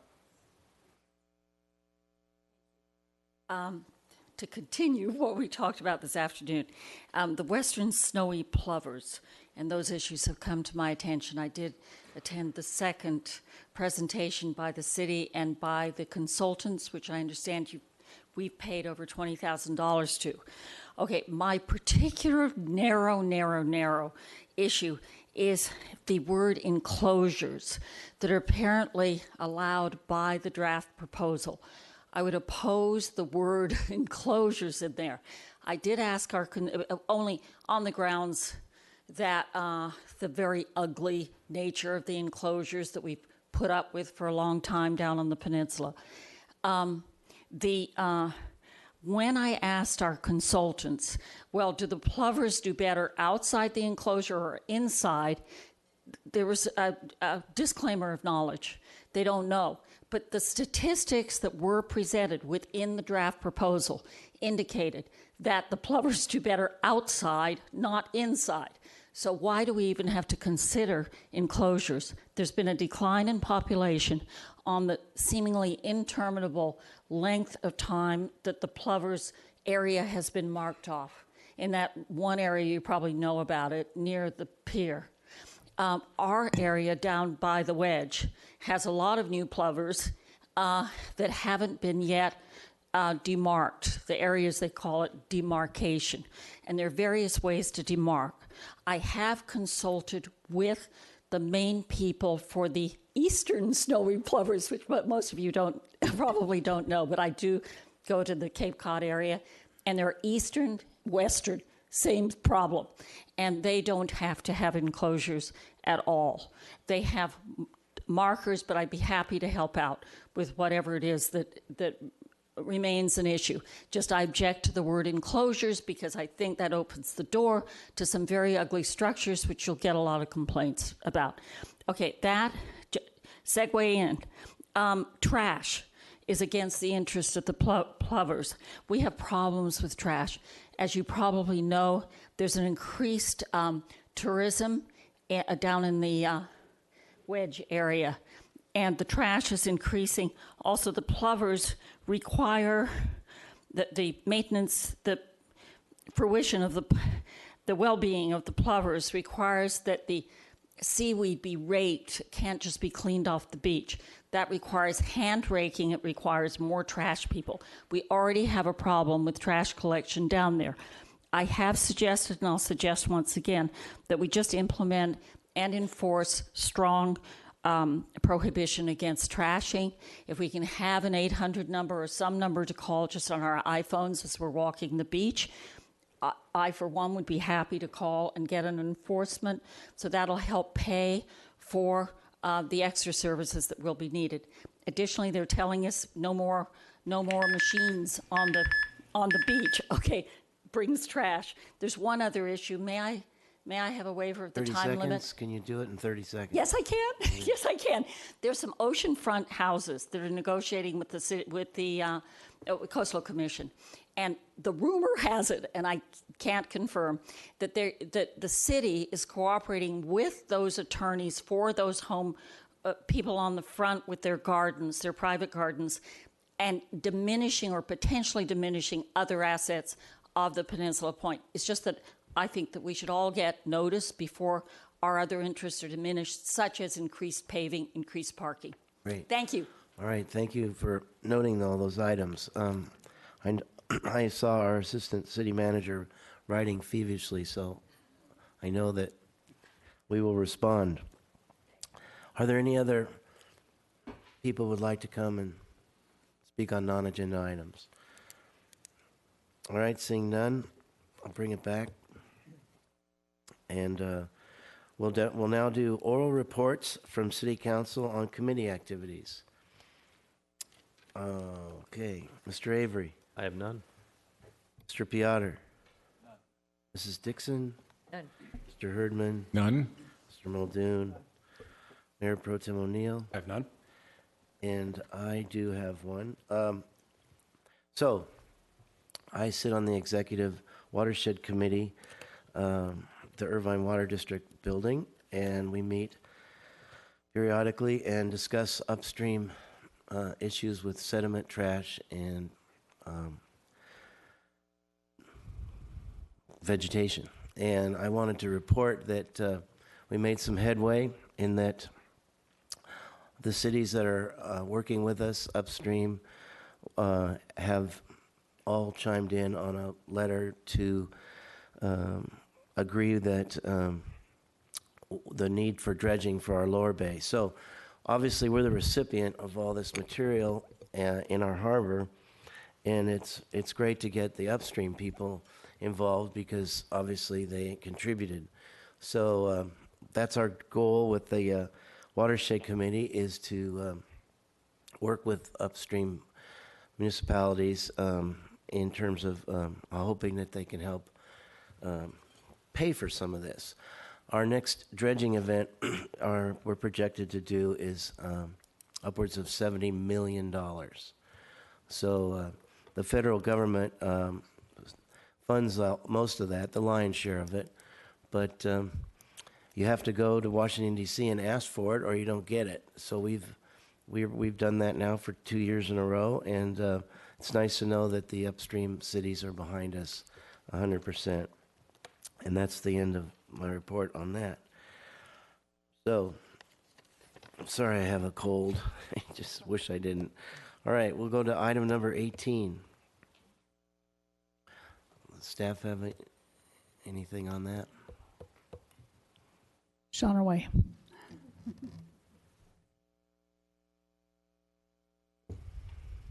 Good evening, Mayor and City Council members. Mayor, you need to recuse yourself, Mayor.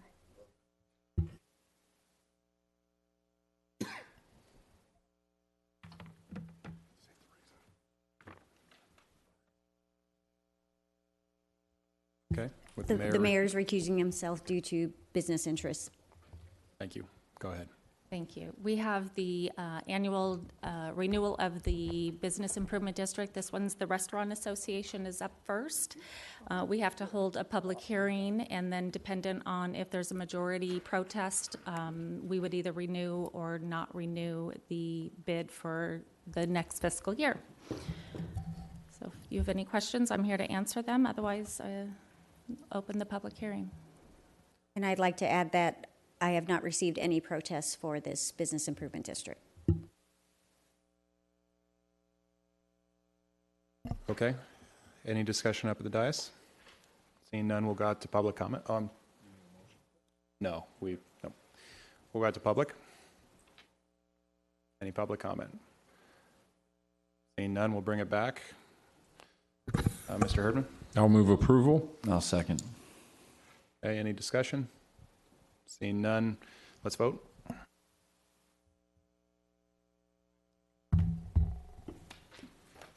The motion carries unanimously, 6-0.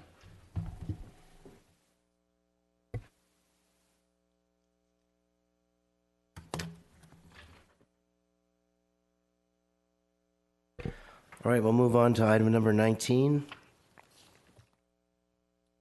We're going to do the same thing again. Public hearing for the Corona Del Mar Business Improvement District to renew for next fiscal year.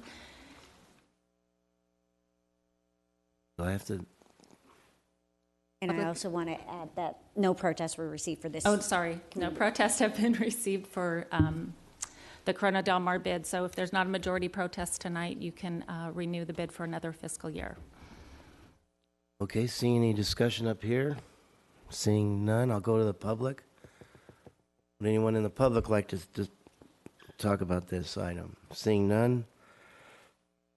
I'll move approval. I second. Let's vote.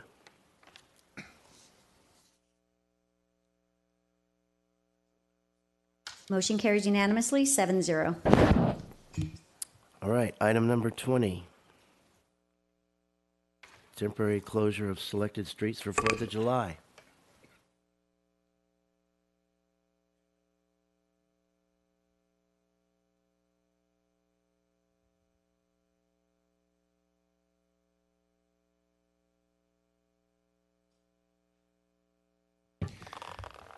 Good evening, Mayor Duffield.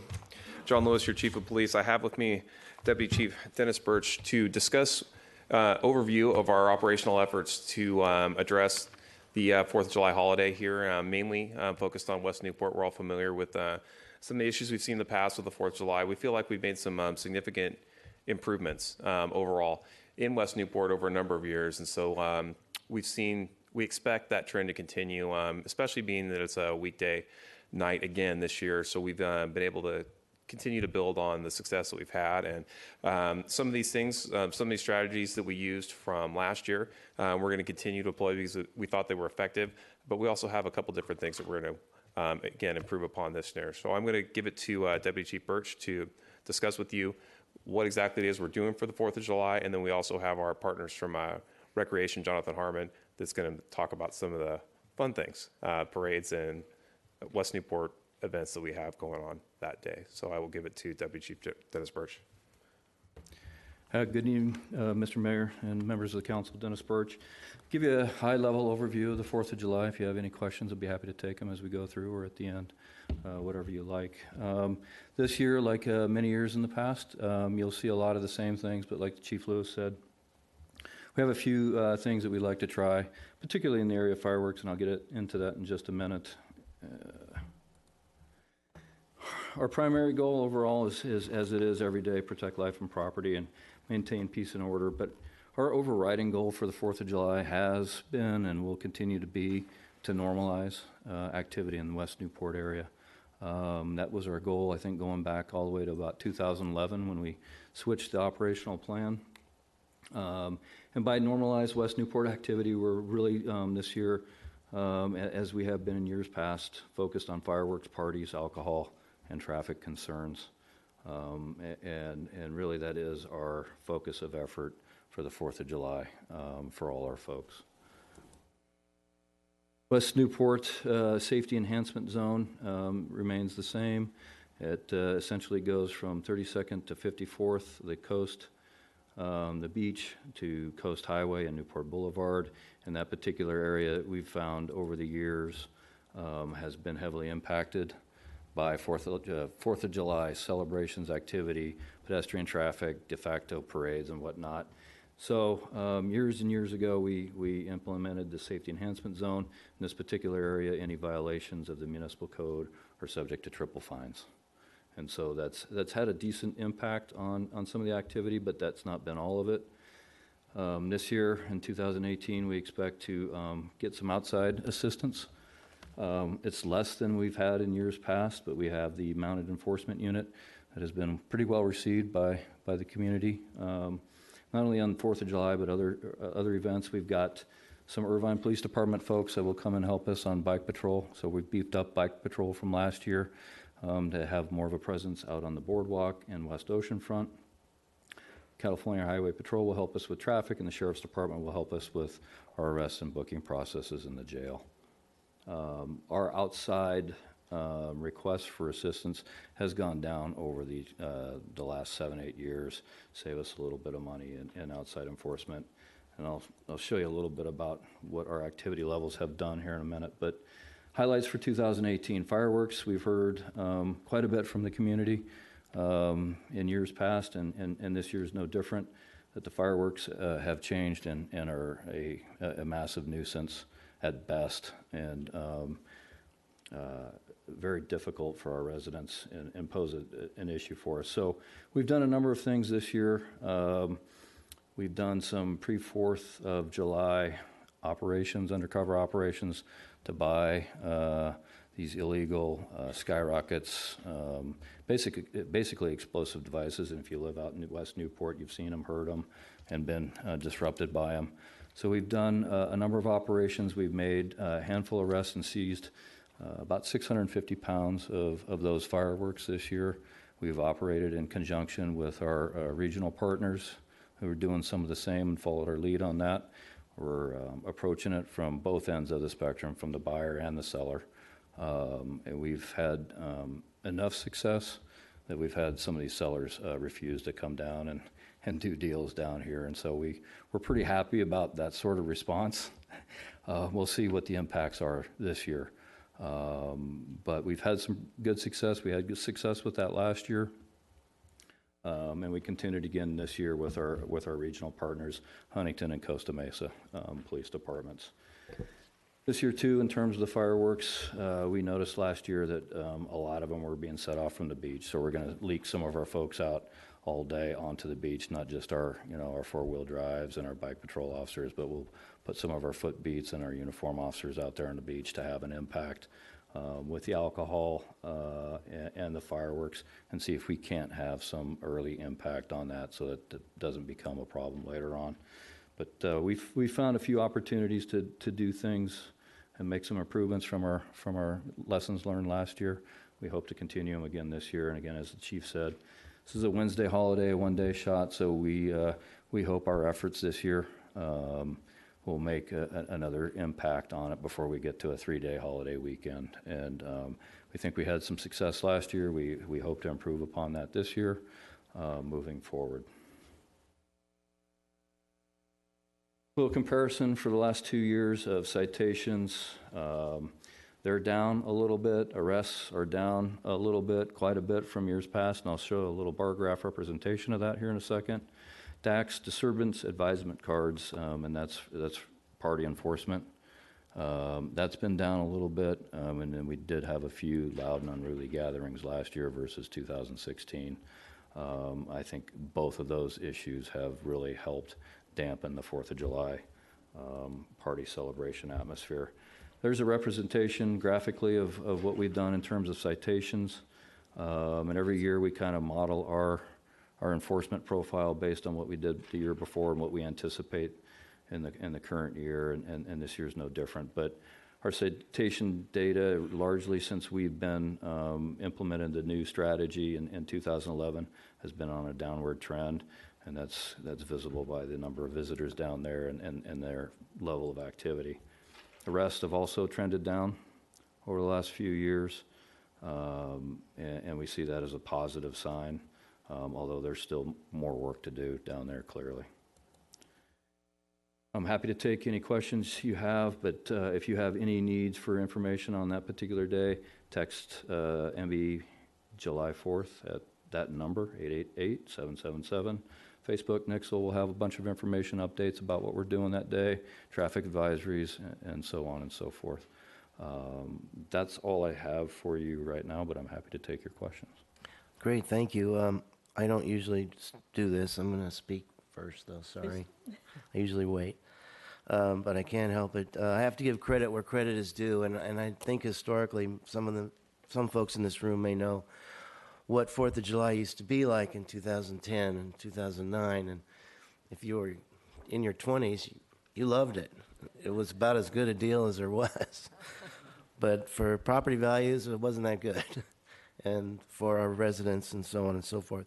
So I wanted to just to say how incredible our former councilman and Mayor Mike Henn worked with you guys. Obviously, it was you guys, but somehow he put his head down, and Mike doesn't really like me, but I'm going to give him all this credit because truly, before he got involved, it was chaos. And thanks to you guys and the council at that time, you've curbed it to a and people still have a great time. It's not that there's a bad time. It's just that it's controlled, and we really appreciate that. So, having said that, Mrs. Dixon, you have something to say about this? Well, I'm glad you spoke first, Mayor. I think those are absolutely correct comments, and kudos to the prior council and to Mike Henn, the former council member, my predecessor, because he really worked hard to create, working with the residents in that whole safety zone area you identified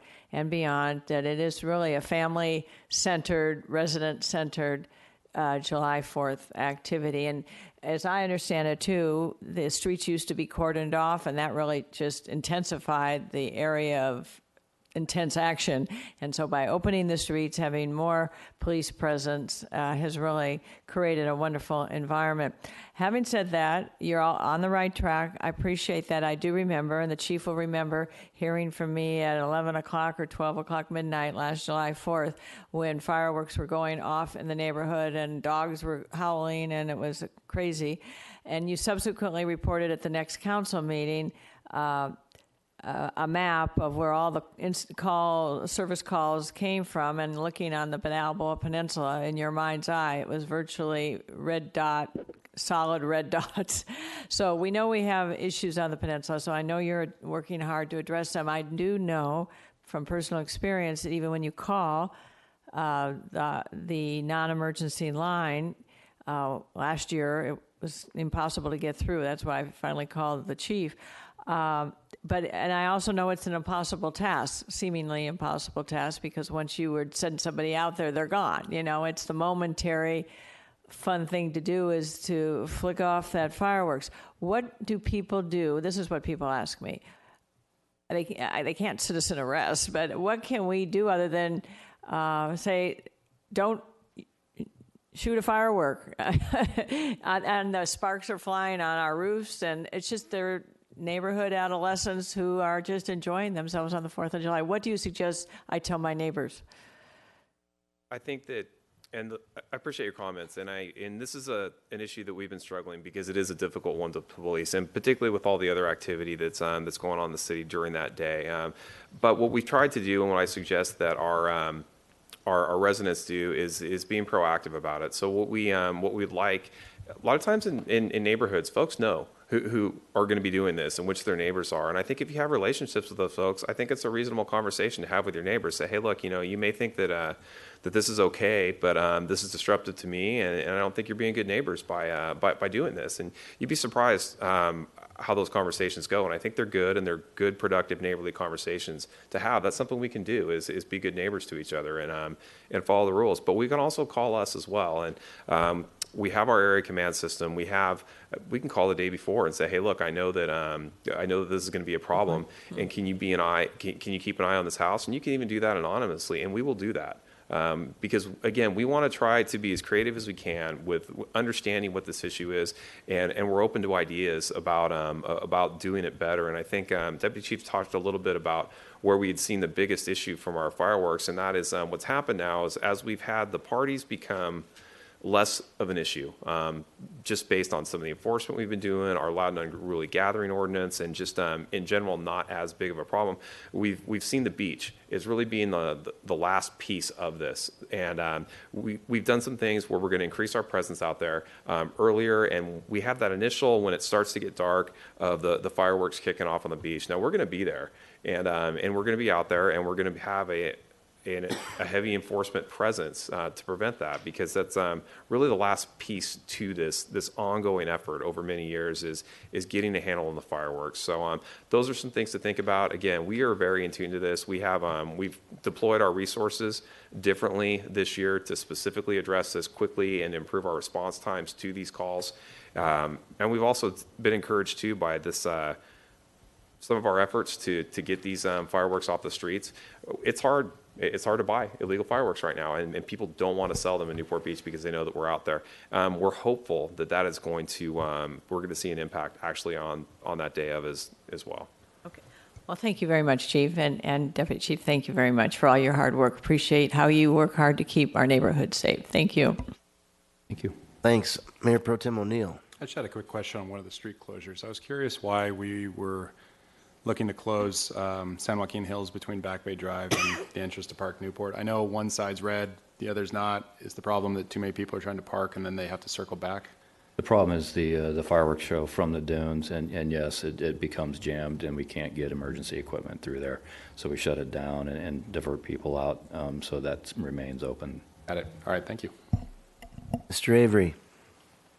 Yeah, I just want to say, when we see the news and we see the issues that we have across the country with police and with folks,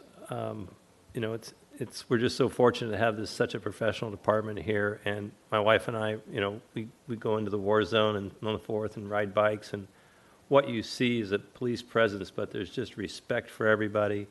And I know police work is so hard where you have to really make some decisions, but also constantly show respect when you're given respect, and it was just so mellow. The atmosphere was so mellow compared to 10 years ago. It's amazing. And everybody having fun. That's the thing. And obviously, it's about trimming the proud nails, the bad actors, and figuring those out. And I think just generally, we're just a very fortunate city to be able to have this kind of resolution where homeowners are happy and residents are good and people are safe and they're still having a good time. And because back in the day, it was a tinderbox and the wrong sort of approach, and left to its own devices, the place would be a lot worse. So I'm just thank you very much.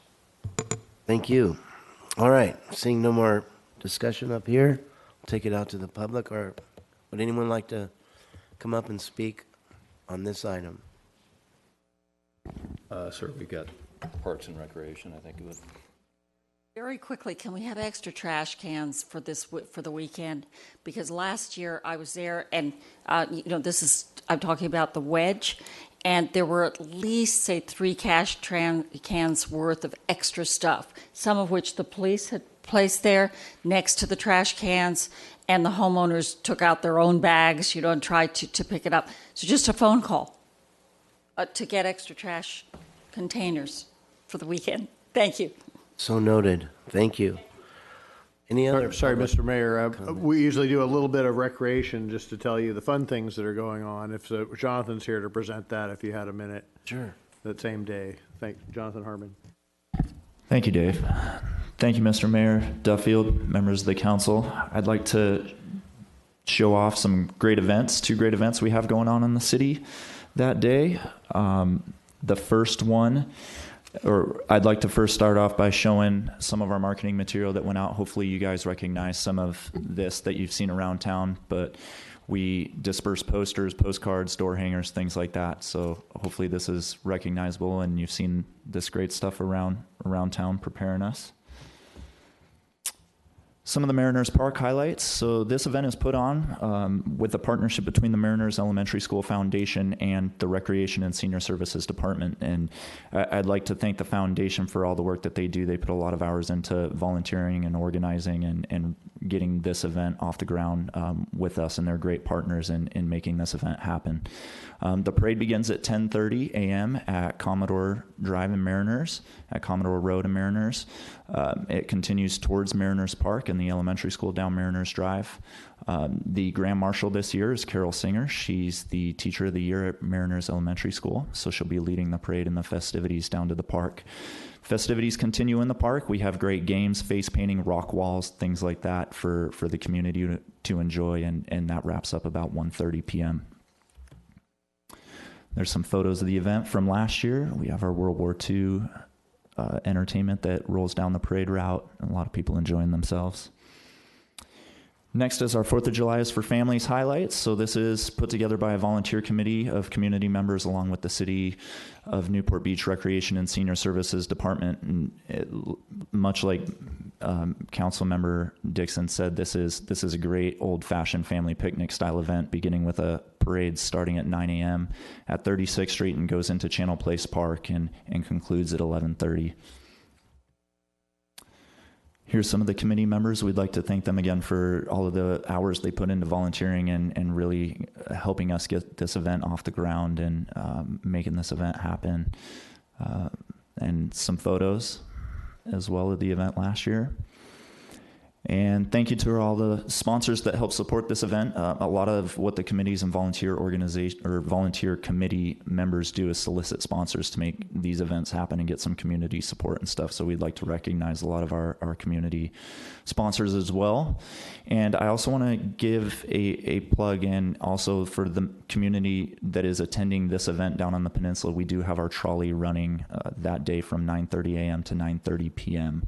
If community members, if people want to take the trolley that day to ease transportation getting down there. But that concludes my presentation. I'd like to invite the community to come on out and join us at these two great events, as well as yourselves, the council and Mr. Mayor. Thank you. Thank you. I don't know if we wrapped up the public comment section of this, but anyone else would like to come up and speak? Please do. Good evening, Mayor Duffield and members of the council. My name is Nancy Skinner. I'd like to put my own word of thanks in for the police department, for Dave Kepp, who came up with the great idea of having all this entertainment, and all of you in supporting it. But I also want to ask the mayor, because you are my councilman, our Mariners Drive parade every 4th of July often has our representative on the council riding in it. Are you riding this year? I'm hoping. Nobody's asked you. Oh, I see what you're saying. I'm not in charge of the parade, but I will make sure that someone asks you. That would be nice to have you. Thank you. Thank you. Any other public comments? Seeing none, bring it back. Seeing no discussion up here, is there a motion? Don't worry, Nancy, I'll be there. So moved. I move the agenda item. Let's vote.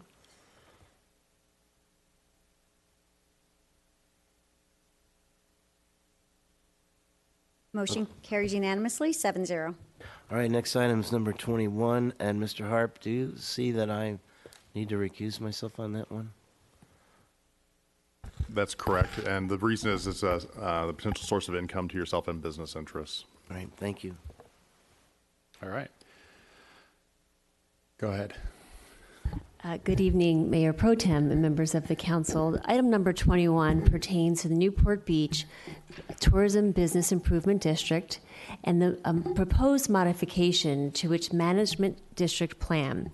This is the second step in a state-mandated three-step process. At your last meeting, you approved a resolution of intention. Tonight, the state process mandates that we have a public meeting to allow members of the district and members of the public to comment on this proposed modification. And then if this moves forward this evening, the last step in the process would be to have a public hearing at your next regular meeting. So I have a quick question on this. At the end of this, my understanding is we actually won't be making a motion. All we're doing is holding a public hearing. Yes, I believe that is correct. Okay. Do we have any comments from the dais or questions? All right, seeing none, let's open up the public hearing. Do members of the public wish to speak? The one and only.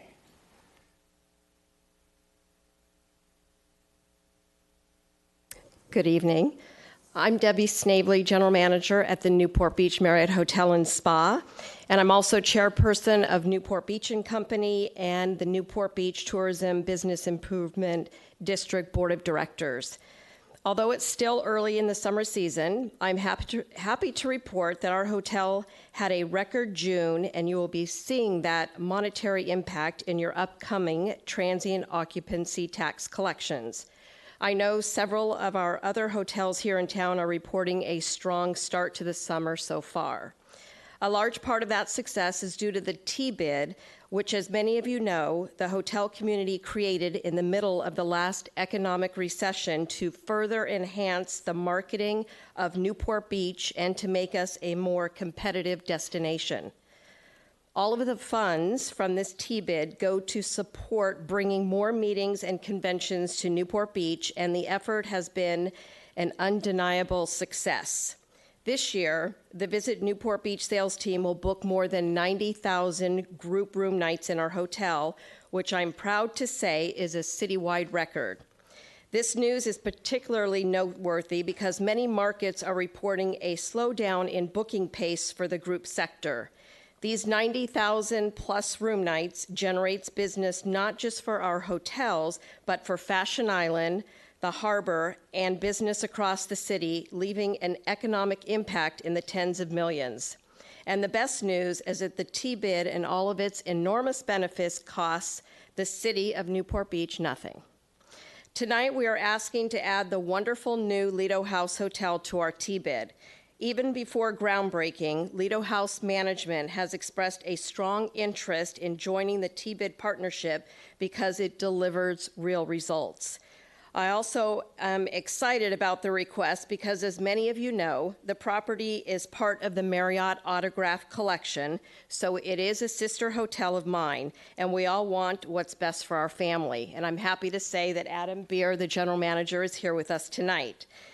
Next month, Gary Sherwin, the president of Newport Beach and Company, will present our annual report and tourism update to you during a study session so we can go into more detail on the phenomenal marketing this organization is doing on all of our behalf.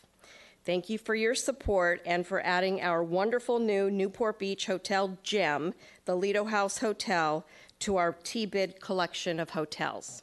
Thank you. Thank you, Debbie. Any other speakers? All right, we'll bring it back. Ms. Sixon. Thank you, Mayor Pro Tem. I just want to welcome the Lido House Hotel to the new T-bid organization, or to the T-bid, and I'll make a motion to support. Thank you. Thank you. And just as clarification before anyone seconds, because of the way that this public meeting is set up, we actually don't need a motion, but I appreciate that. Any other comments? All right, Debbie, congratulations. That was a great statement. If you wouldn't mind giving it to staff, maybe we can publish it. I mean, that's congratulations to all of our hotels on the success that folks are having in the T-bid as well. That's an enormous room number count, so phenomenal. Any other comments? Seeing none, we'll close the public hearing and move to the next item. So, okay. I have to recuse myself on this item for business interests in wireless infrastructure.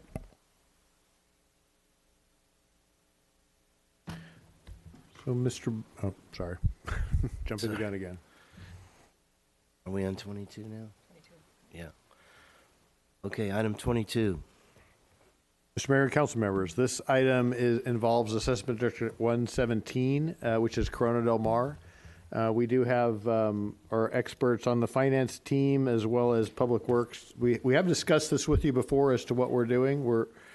How long is our presentation? A 4 slides, Mark says. So why don't we go through that, because it's a little bit a different case than we've talked about before. So with that, Mark Vukovic. Thank you, Mr. Kiff.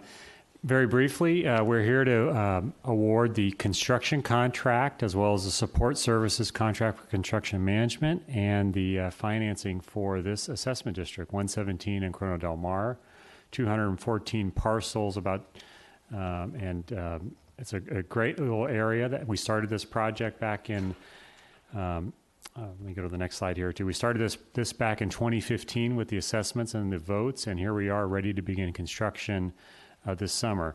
I'll back up. This is the slide we presented at the last city council meeting, which was basically Edison bid this project, and it was substantially over budget. We've repackaged it and rebid this project ourselves as a city construction contract to install all of the pipes and structures underground.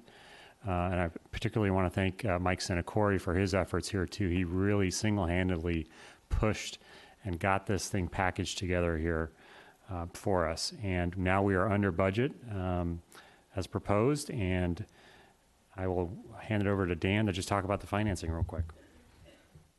So financing should be pretty simple. We had an original 268 assessed parcels. Keep in mind, this is a resident-driven assessment process, meaning that they chose to do this project and assess themselves. Of the district, 85 prepaid, and left the remaining about 2.9 million left to finance. And so we today are asking for bond authorization. We will, if you're amenable to authorizing us to release the preliminary official statement and price the bonds, then on July 11th we would go through pricing, enter into a bond purchase agreement, and hopefully close by July 25th. And if there are no other questions on the financing or the project, we'll just open it up to questions. I would add too, just so you know, this is not our usual way of doing this. We'd usually issue the bonds, have the money in the bank, and then let the contracts. We're asking for authorization to do all of that tonight. I think the risk is very low, very, very, very low. And I also think it helps us keep this project on schedule, and the folks have been waiting for a long time. I just want to make sure you knew that that was what we were recommending, though. All right, thank you.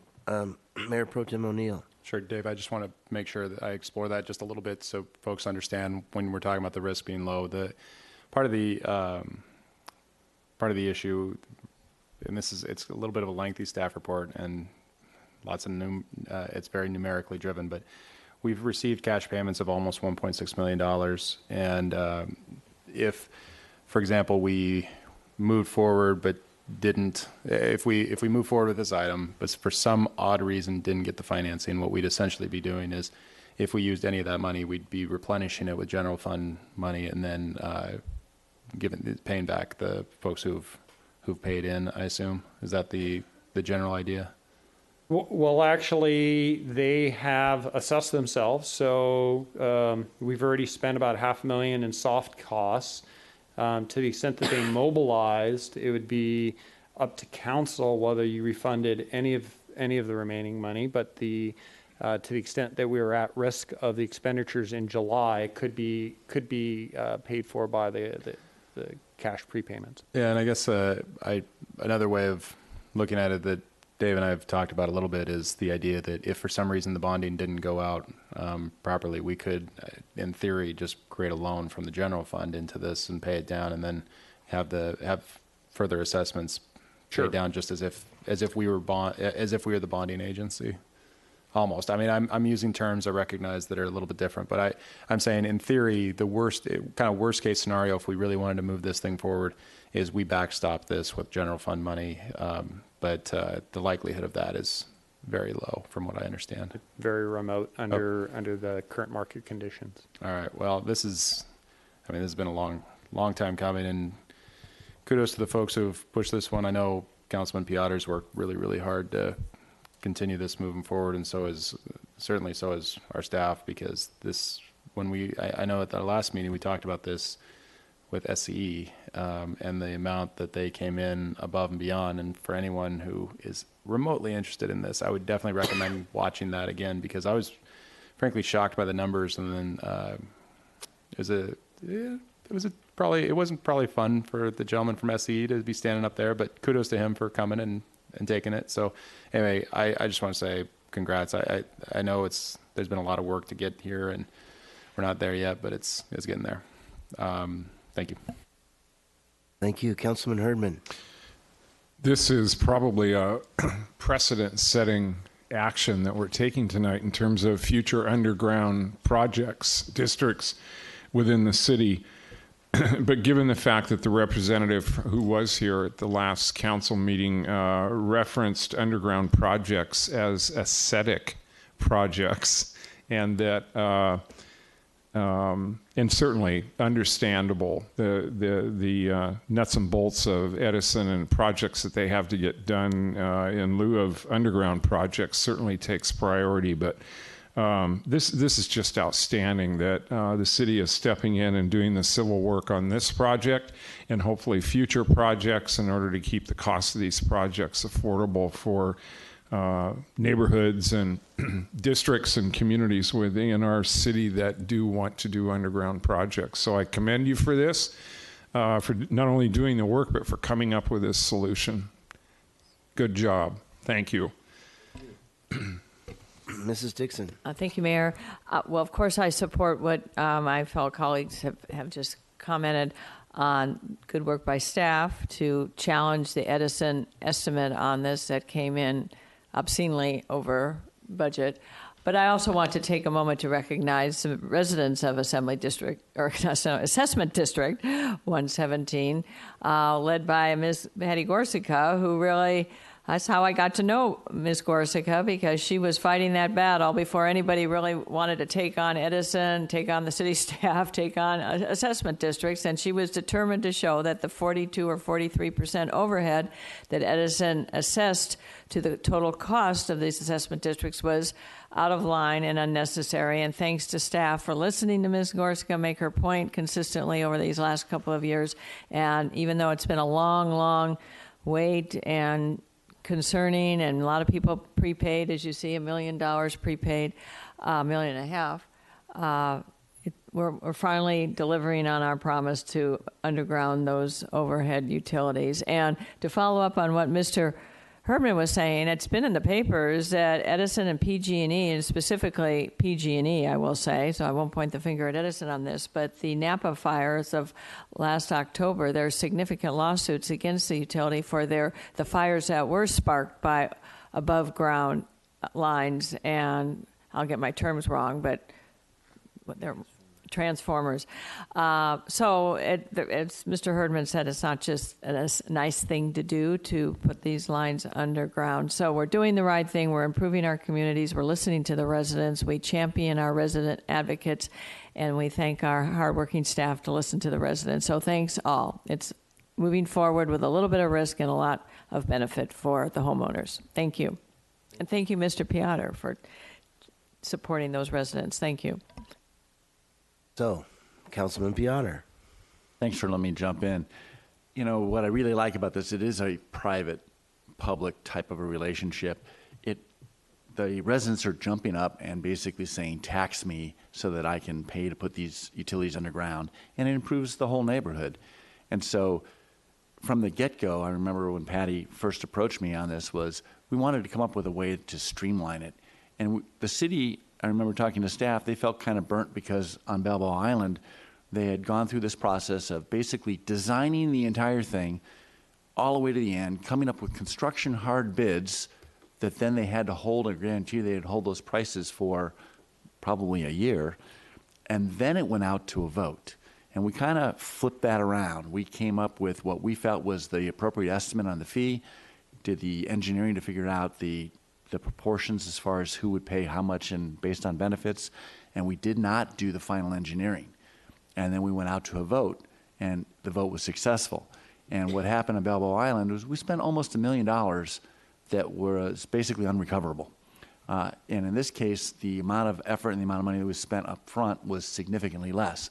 But then when it came down to it, even though we used Edison's numbers when we came up with the original engineering estimate, they almost busted us. Because rather than having something that was already done, already bid, already on the hook to build for a certain amount of money, was yet to be bid. And Edison came back with their big 42, 43% markup, which is disgusting. And we see by the numbers here that we beat that by almost the full 40% that they marked it up. So I'm encouraged that we're able to do this. I hope that other districts, other neighborhoods will take advantage of this streamlined process, less expensive process, And I'm also encouraged to hear, like Councilman O'Neill pointed out, the Edison came here and said what they call 20A, but basically we're putting some underground utilities in on Balboa Avenue, which is not a neighborhood undergrounding, it's a city undergrounding project. And PG&E and San Diego Gas and Electric already allow other entities to install the civil work like what we're doing on this. Edison is the only one that doesn't. So we're optimistic that we'll be able to streamline that and hopefully get that the same benefit to the Balboa undergrounding districts as well. But kudos to Patty and the efforts and the neighbors and the fact that they're willing to tax themselves to make the whole city look better. I appreciate it. I think the rest of the city does too. Thanks. Thank you. Mr. Herdman. Just a couple of last comments. This effort started in 2015 and will get underway in 2018, and that represents 3 years of hard work on the part of Patty and her group that worked.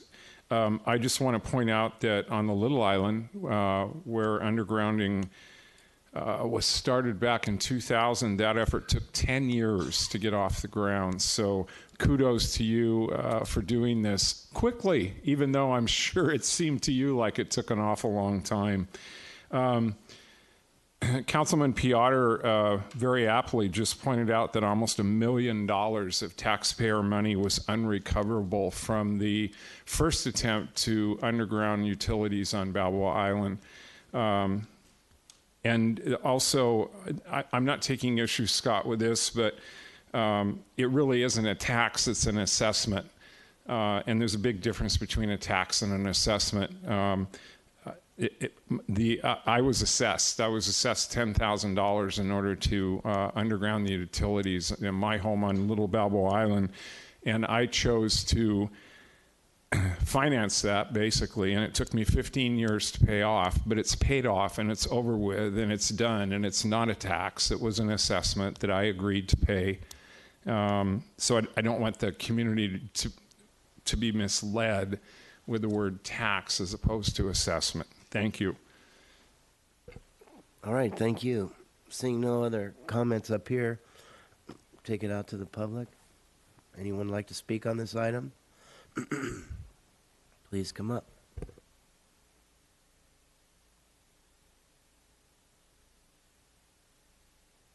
Chairman Duffield, members of the City Council, I'm Patty Gorsica, one of a 12-member assessment district working group. We reside in the flower streets of Corona del Mar, an area that is literally laced with poles and wires. Undergrounding this, to take a little exception to what Edison said, undergrounding our area will not only bring about a tremendous visual improvement, but will also eliminate damaged cars. I know myself, my car was hit I hit a pole and it was quite a bit of money. And improve our internet service, access through our alleys, and minimize blackouts due to helium balloons, auto accidents, construction mishaps, etc. Trying to keep this brief. We would like to thank Council Member Scott Piotr, Councilwoman Diane Dixon, and the other members of the City Council, Mark Vukoyevich and Mike Sinakori, and the rest of the city who've helped bring the strenuous process to a conclusion. But particular thanks to Scott. Scott attended several of our working group meetings, in homes, working with us, strategizing. He came to every single city meeting we had to advance this project and to work out problems, and there were quite a few of them. As an architect, he understood the project and he worked as our liaison with the city every step of the way. Scott advanced the notion of the city bidding the project early on in the process. It was his idea that it eventually saved our project, and we are grateful for all his assistance throughout. Thank you for moving forward on Assessment District 117. We were the first guinea pig in the new City Council city staff streamline process. We can hardly wait for the construction completion, and soon we'll only see blue skies in our neighborhood. Thank you. Thank you. And thank you for all your hard work. Any other speakers, please? Good evening, Mayor and council people. My name's Mark Simon. I reside at 2420 First Avenue in Corona Del Mar. And I'd just like to thank the mayor and council, and especially the city staff, for their innovative thinking in regards to Underground Assessment District 117. We have been waiting a long time, even though 3 years is a lot shorter than 10. And we had our 2 votes. We followed all the rules. We've paid our money, and we would really appreciate it if you'd move forward with the bond proposal and get our district going. Thank you very much. Thank you. Anyone else? All right, seeing none, I'll bring it back. Any other comments here? I see Mr. Herdman's name here, but you don't. That's okay. I know. So I'll move approval of the contracts. I'll second. Second. All of staff's recommendations, that is. Let's vote, please.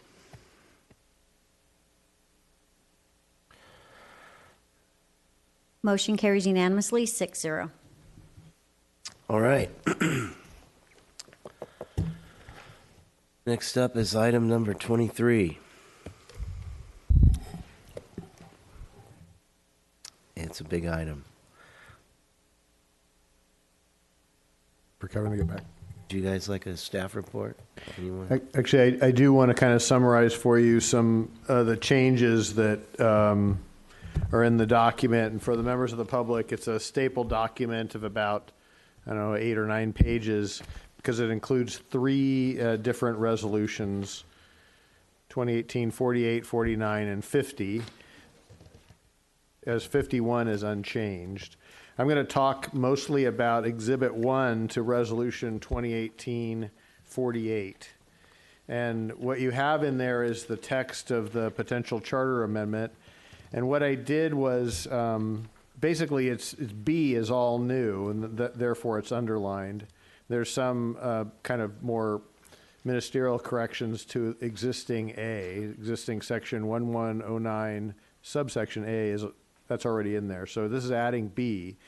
And then you'll see, so you see a lot of, all the text is underlined, and then some of it has a gray highlight. And that is what Aaron and I worked on in between the last hour, hour and a half, to try to reflect both some good cleanup that we think was important, as well as what you straw voted this afternoon. So I'll just thumb through those really quickly. Remember, you straw voted at $50 million, so we're clarifying that language both in text and number. You talked about a 55%. Then I'm going to throw one more change at you. Aaron and I have been talking with others about, do you say 55% majority, or is majority confusing? And we think we kind of landed on the thought that majority is confusing. So I'm going to recommend that it's say 55%. It read this way. So unless the debt issuance is first authorized by the affirmative vote of 55% of the electors voting on such a proposition, et cetera. So it's very clear that it's not 50, it's 55. It's not confusing by adding the term majority. And then what we're doing is we're mirroring the text in subsection A. Dave, can I ask one? O'Neill, yeah. Yeah, just one quick clarification. Sure. By doing that, do you need to put in front of it something like at least 55% or more than 55%? Only because the lawyer in me is thinking if we do it that way, we would actually have to get specifically 55%. That's a great question. The section above, the charter section above, didn't do that. But I mean, I always think that makes sense. To be clear, you're really looking for at least 55%. I would make that Is recommendation. that okay? If that's okay with you, I think that makes sense to me. Okay. All right, and then jumping down to... Excuse me, Dave. Yes, please. Is item A, is that new? No, A is what's in the charter right now. The charter has a GO bond limit that basically reflects what's in the state constitution. So why is 15% underlined? It's just because we were just doing the more appropriate characterization. Oh. You use the text and then you use the number. Okay, all right, thanks. These are our good friends in the legal community. Like to see it that way. So I'm going to, the subsection B1, the only thing we added there, we wanted to make we had left out certificates of participation or lease revenue bonds. A COP is a lease revenue bond, but we just wanted to be more clear because we've used the two terms together elsewhere. And then you see the $50 million section. And then jump to C. So C, these are a couple of more cleanups, and again, the gray highlight is what's added from this afternoon. I did kind of take to heart what Mr. Tucker said, and that's kind of that section, the section right in the middle where it says the failure of which would cause material damage to the property of others or which is damaged. And that was his text, and I could see where that could be a good add. However, you didn't discuss it in any detail, so if he felt that was not appropriate, you could certainly pull that out.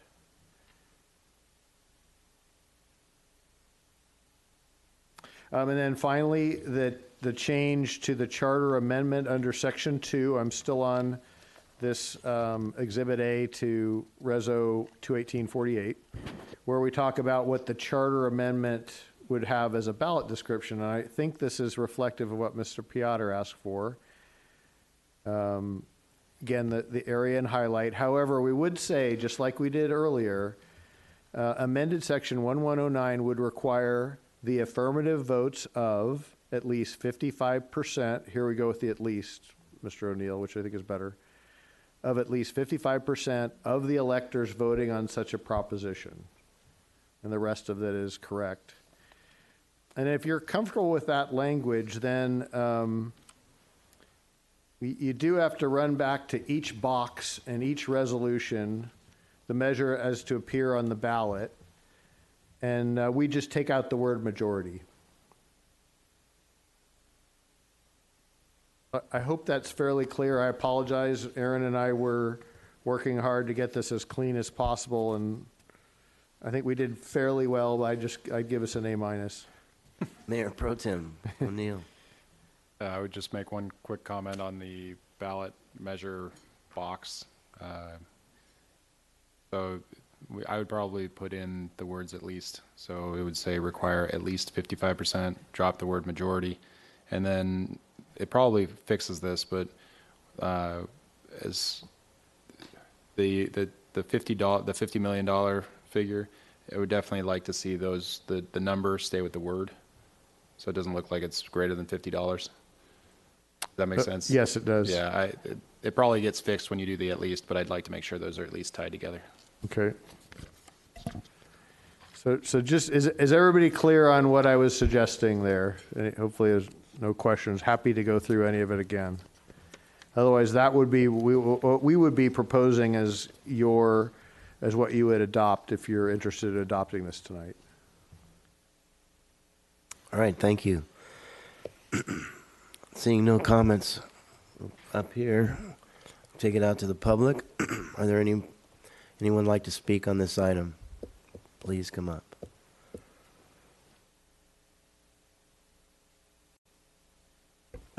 Mayor Duffield, members of the council, my name is Jim Mosier. I think what you have before you is better than what you had this afternoon. I don't think, though, you should feel pressured into adopting it tonight. From what we heard, the deadlines are not as hard as they seem to be in the staff report for item 23. Also, item 23 is telling you about the cost of doing this. It says the funding has been budgeted to conduct the November 6, 2018 election without telling you that there's any extra cost for this or anything not budgeted. I would remind you back in February of last year when you were struggling with what to do with the referendum petition you had on the museum house, you were told by the clerk it would cost at least $95,000 to put that measure, to add it to the general election coming up that fall. Or this election actually is what was being talked about. So I assume this is going to cost the same $95,000.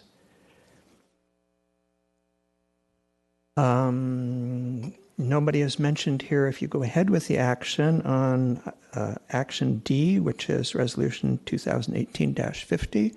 That has to do with ballot arguments. There's some blanks in it, so you have a further action to fill in the blanks on that resolution.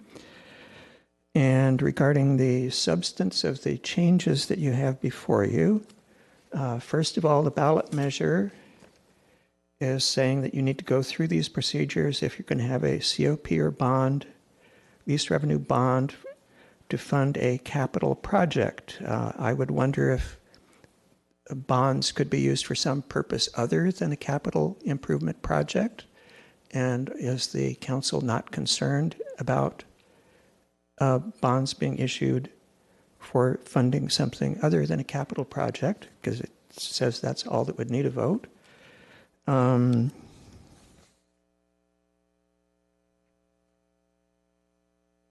Also, the issue is, as has been pointed out, you have two terms here which are defined, I see. Certificates of participation and lease revenue bonds. Are those the only two kinds of debt that we're concerned about? Could there be some other name that we haven't thought of that needs to be addressed here? Some of you this afternoon, I think, were saying greater than, equal or greater than $50,000. This says greater than 50 million. So if the issue was 50 million, it would not need a vote. And then the ballot description, I think, is still not perfect. I actually have a question about the ballot description, whether we should even be talking about that. I'm not sure how the ballot description differs from the impartial analysis. And in both cases, I thought that was supposed to be prepared by the city attorney kind of independently, rather than being massaged by the proponents of the measure. So, but to the extent we're talking about the language that should be there, the language that you have currently does not actually mention in the ballot description that all such things have to go on the ballot. It says you need to vote and so forth. For issues that go on the ballot, it doesn't explain that all of them have to go on the ballot. So I think the language still needs some work, which is why I think perhaps you should wait to the next meeting before you actually go ahead and adopt these things. Thank you. Thank you. Are there any other speakers? Please come up. Good evening, Mayor Duffield and council members. My name is Joy Brenner. This afternoon at the study session, there were a great many comments about this, and there are many specific things that I'm not going to mention this evening, but I know you've received many, many, many letters on this topic as well, showing that there's a varied sentiment in the community about this issue. But what I'd like to bring about is a discussion on the unintended consequence of putting this on the ballot for November 6th. It's very interesting that now, all of a sudden, getting the public's input about something is so critically important to some of you, when we have been begging you for 3.5 years to pay attention to what the community wants. And it didn't seem important to you before, even to the point of making us carry 10-pound petitions around to allow citizens to put their name on the Museum House petition. So it wasn't very important to you then. The interesting thing is that now, doing it at this time is a political move. It's playing politics with our city, and you know darn well what this does by putting this on the ballot is it invites big money to come into our community to support this, that are going to have your picture on it saying that you're the tax fighter. And the only reason that this is coming to the council right this time is so that all of that money can be channeled into our community to try and impact the November 6th election. We know that. We're not stupid. You know, we know when you're playing politics with us. And maybe you need to start paying attention to the fact that the community is waking up. We see what's going on when there are ways that you're trying to manipulate us. So I would just like to say that maybe you need to consider that we, when we are running for elections, have an $1,100 limit on the contributions that we can get from our supporters. The interesting thing about our donations, whether they're $1,100 or $10, is each one of our donations comes with a vote. So no matter how much money you bring into our community to try to support you, to try to get you reelected, they don't have votes with them. You can impact some of us, you can buy some of our votes, but our electorate is becoming very well informed. We understand what you're doing to us. and we will pay attention and we will vote on November 6th. Thank you. Next speaker, please. Yes, good evening again, Mayor Duffield. I get it right. Didn't notice you have to correct me every time. My name is Nancy Skinner, and good evening to the rest of the council as well. I'm here on a related issue to what you're talking about. I am constantly hearing how much money was spent for this building and how that's one of the reasons you're wanting to do this election to eliminate the use of COPs. I'd just like to be an advocate and speak up on behalf of what we got for the money that we had. It's not a building.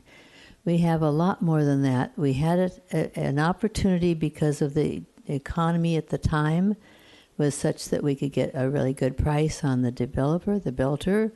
So we had a choice. You could either build just a building, but we did more than that. We built a building that did not impact the view of the people at Corona Del Mar. So, of course, it cost a fortune to bring the level down so that the pad that you were building on was down. We decided that we needed more parking for the library. As you know, we connected and added on to the library. We have underneath, I understand, underneath this building, the disaster, whatever it's called, control place where people, if we have a disaster, we have a central place. It's as huge as opposed to having it all in different places. We also have a community room that's well used, brings in rent when people use it. We have a park, which is what this was originally donated to be as a park, and we do have that along with a sculpture garden. We also have this, as I understand, the Irvine Company donated the other side of San Miguel, I think that street's called, where the dog park is. And I know we have a lot of complaints about the overhead bridge, but let me tell you, every time I drive through that particular intersection, I am so glad the pedestrians are not crossing on the street. That holds up traffic everywhere, as you know, when you drive to Laguna or anywhere where there's a lot of pedestrians. We got an awful lot more than a building, and I just want to be an advocate and a cheerleader for what we got from the previous council. So that's my comment. Thank you. Thank you. Are there any other speakers? Seeing none, we'll bring it back. Mayor Pro Tem O'Neill. Sure. Just a quick note. I don't share the same level of cynicism about the charter amendment, only because we just went through an election where there was a charter amendment, and I don't remember seeing my face on any mailers dealing with that particular charter amendment, despite the fact that I was actually one of the actual proponents. I do remember, however, independent expenditures being spent by groups in favor of one of my opponents that was not subject to an $1,100 limit. So to the extent any candidate would like to disclaim independent expenditures above and beyond the $1,100 limit, I see no problem with that. I just don't share that view. Pardon me, I don't share the view that this is the reason why that this is being proposed. Thank you. Thank you, Mr. Herdman. During study session, I didn't say anything. I do have a few comments to make regarding this proposal. I'd like to go on record saying that over the last 2 weeks, I've received a number of emails from people who my colleagues up here have also received, and they resoundingly were not in favor of this proposal. I always try to make sure that my vote reflects what people out there in the community are asking for, and this evening, based on the feedback that I've received on this proposal, this is not what the community wants to see happen. While I certainly respect any effort to involve the community in decision making that will have a direct effect on them, it's important to understand that in the case of this proposal, excuse me, and the use of certificates of participation for long-term debt, there is no effect on the community for certificates of participation. They do not include the power to tax in order to pay off debt. The fact that there are literally no municipalities in California or possibly throughout the country, I'll admit I haven't done my research on that place such a restriction on lease debt as proposed in this proposal speaks for itself. It's simply not a sound financial practice to restrict council's lease obligation debt when given the responsibility for governing in not only this city, but any city.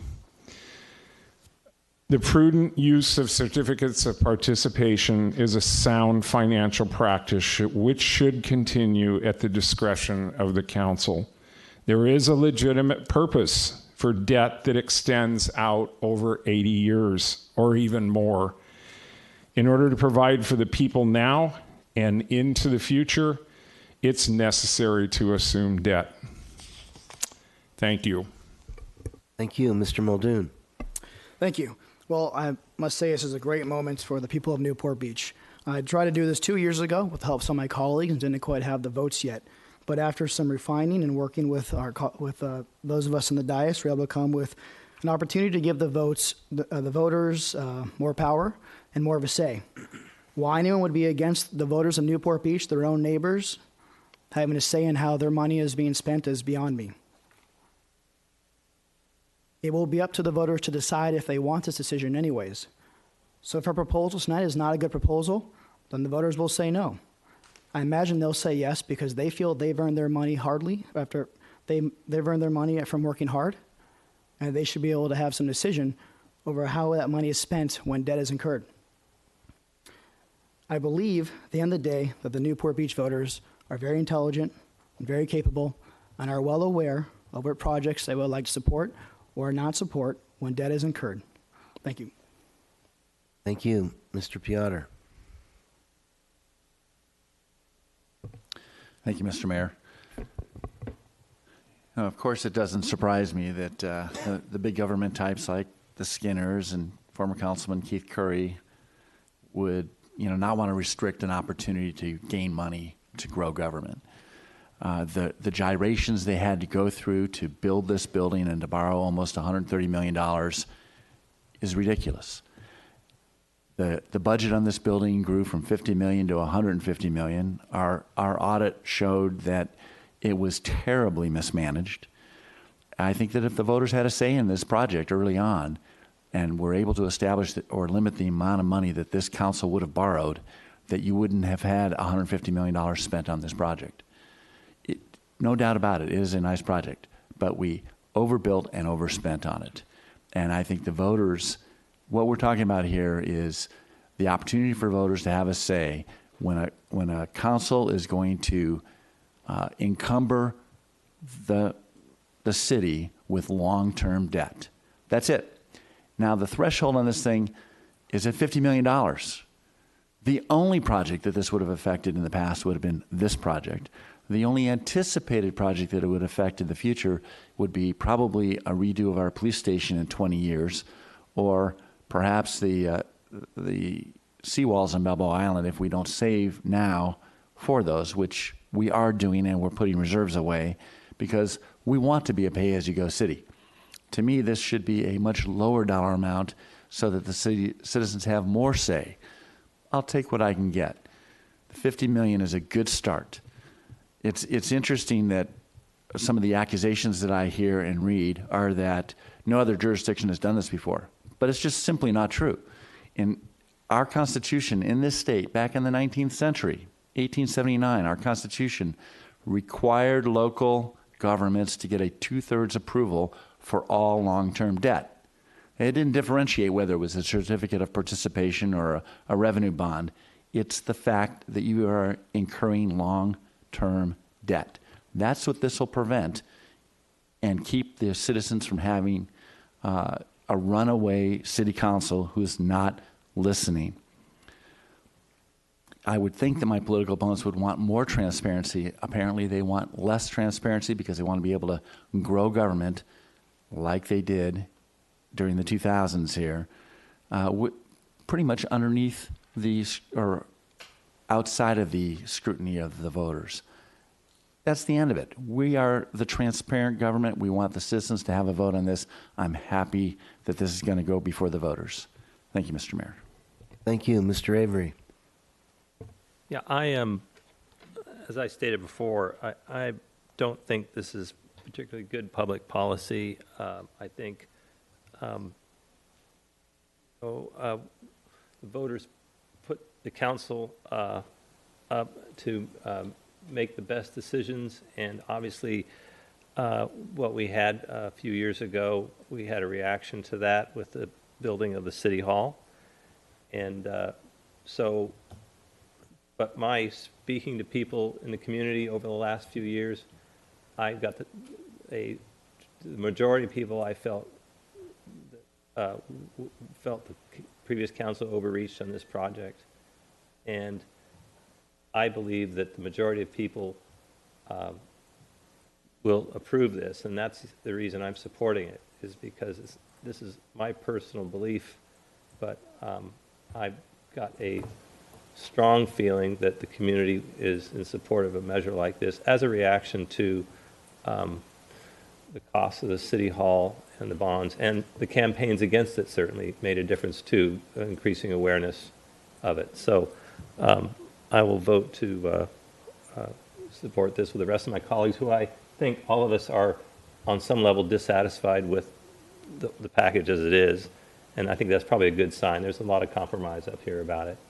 And Mr. Piotrs made some good comments. I don't think it's going to negatively affect the city going forward. So it's really just a perception of how you view city council governance should work. And in this regard, at least my feeling is to respect the voters, and I say that just from my experience of talking to people, their reactions to it. And so I'll vote for it. And as Mr. Piotr said, we will see in November what happens. Thank you. Thank you, Mrs. Dixon. Thank you, Mayor.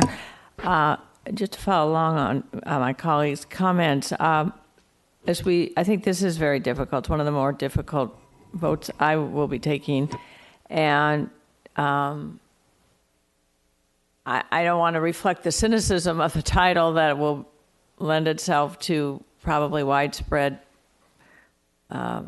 perhaps misunderstanding or just unknowing Taxpayer Protection Act. I think a title like that is a surefire win. Even one who is modestly engaged in our government activities, it's hard to argue with taxpayer protection. At the end of the day, it does. I would have preferred in my heart of hearts to see an advisory vote. I've actually advocated for that 4 years ago. I wish there had been an advisory vote. I'm very sensitive to people's voices and listening to people. People wanted to have a voice on this expenditure of $140 million.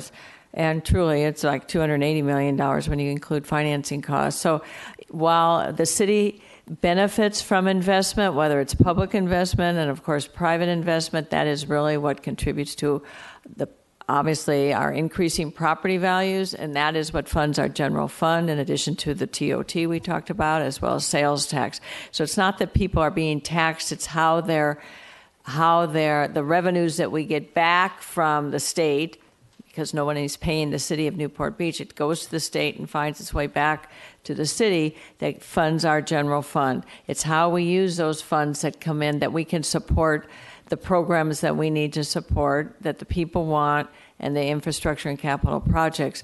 And the reality is $50 million, and there's an escalator in there to keep pace with construction costs. I think will protect the city. The police headquarters, which in about 10 years will be before the next council, a future council, to determine and to convince the community of the merits of such a proposal. But between now and November, there will be by definition, because we are in campaign season, many opportunities to educate the community. The Finance Committee on Thursday will be talking about the pros and cons. It is a worthwhile conversation to have. Every candidate forum, starting in August through October, and there are probably 7 or 8 candidate forums, we'll be discussing. I'm sure this will be a key question presented to all the candidates running for election or re-election. So it will be fully discussed, I'm confident, in the community discourse. And I hope people will feel well informed by the time it comes forward on November 6th. So there's where we are today. There are a lot of what ifs if it had been done differently. I wish we could have considered this at the Finance Committee on June 14th as originally planned to inform the discussion tonight, but it is what it is based on the city attorney's position. So do we have a motion on this? No, one more. Mr. Muldoon would like to speak. Okay. Thank you. When this was first introduced 2 years ago, it was sent to a Finance Committee per staff order in the minutes. For some reason, staff never brought it to the table, and perhaps it was missed by some of our colleagues, including myself, although I never really saw a reason to go to Finance Committee. I'm very proud to have introduced this measure 2 years ago, and I'm proud to support it today. So I'd like to make the motion to approve staff's report on this and to put my own name on it as one of the authors, as having introduced this 2 years ago, and to allow friendly amendments for anyone else who would like to add their name to it. It's allowed to have up to 5 authors. I'd like to second that and include my name on it as well, if I can. All right. I'm going to need some help on this. So I guess the motion's been made. Was there a second? We could bifurcate the resolution on who's doing the argument based on having our vote first to see who's voting for and against them. Just offer a friendly amendment. I'll accept it if you want your name on it. It's pretty simple. I definitely would like my name on it, but I'm just saying we can vote first and see who's voting for it, and that may help us decide whose name's on it. I'm fine with that. I'd put my name on it as well.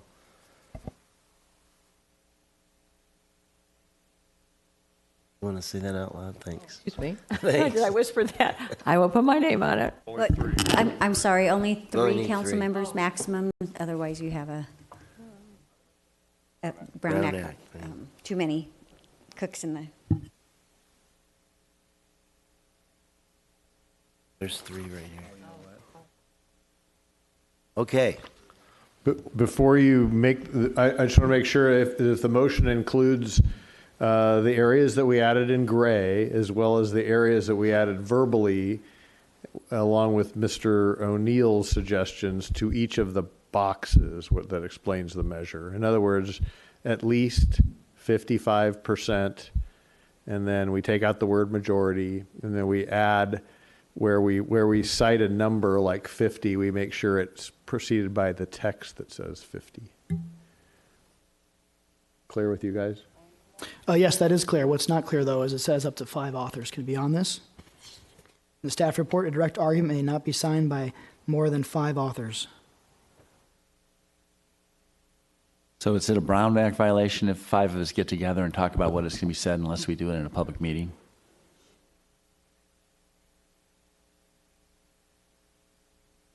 Could there be a special meeting called by the mayor for those 4 council members to discuss? Of course, then the opposition hears what it's going to be before you submit it. That's fine. It's fine.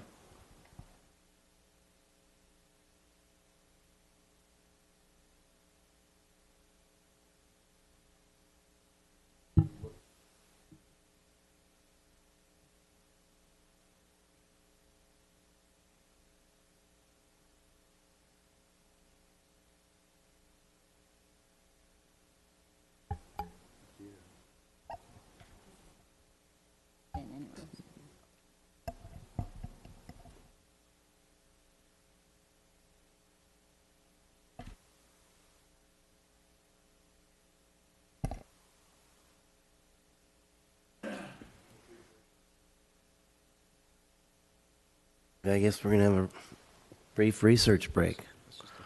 take a 5-minute break. Thank you.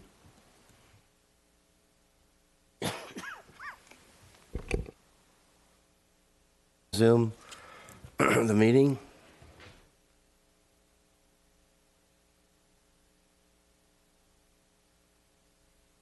I see Mr. Muldoon's name here. Do you want to speak? You already did. That's what I thought.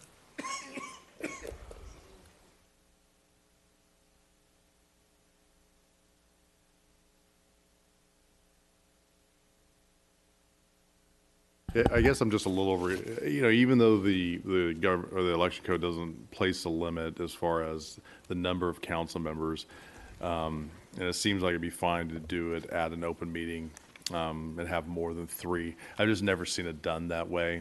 So it causes me a little bit of reluctance, but ultimately the election code doesn't seem to bar it. So if you wanted to have more than 3 council members and you wanted to draft the text at an open meeting, then that should be acceptable. I just haven't seen it done that way before, so it caused me a little bit of consternation, but yeah, so, but. Well, how about this? I can remove my name, and the other 3, they all have an equal right. I thought it was 5, so my mistake in offering 5. So the 3 requested, that's fine, I would accept that. The Okay. 3 being council. Yeah, you should be on there. I'll take mine off. Take my name off. Kevin, go ahead. I agree. You're staying on. So Right, flip a coin between Duffy and Diane then? All right, I'll do it. Okay. Let's Just vote. for clarification, so that's Mayor Duffield and council members Muldoon and Piotr to write the direct argument for the measure. Correct. Point of clarification. Would that allow us to add a couple names down the road, just not council members? No, because the priority is based on council members, being the legislative body has priority. So if you add other names to it, then you lose your legislative priority. Never mind. Okay. Ready to vote?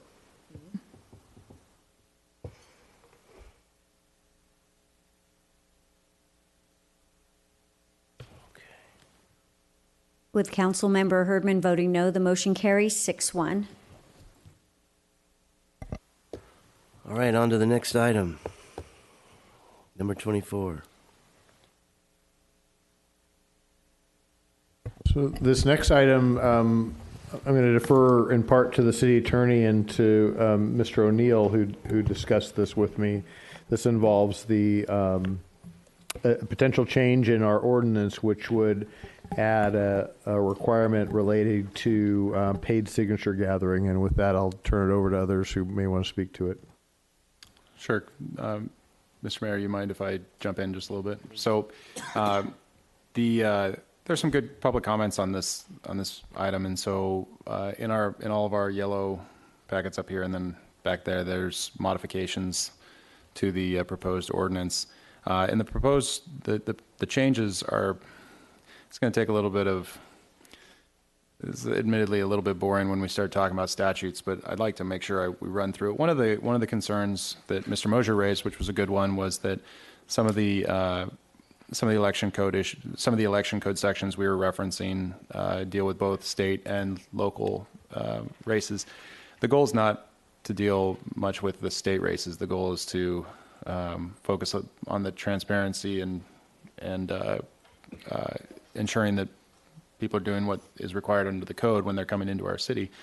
And so if we're talking about transparency and accountability, we're really talking about local initiatives. So there's been a modification proposed in the first sentence to make sure that it's only as to the local initiative petitions. And then the election code sections that we were referencing, I want to run through them real quickly with folks. 9607 deals with instructions, but there's no actual definition of the instructions, and there's no actual requirement that they be in writing. So it's a fair point that there'd be if there's nothing in writing, there's nothing to provide to us. So I would recommend that 9607 be struck as a reference.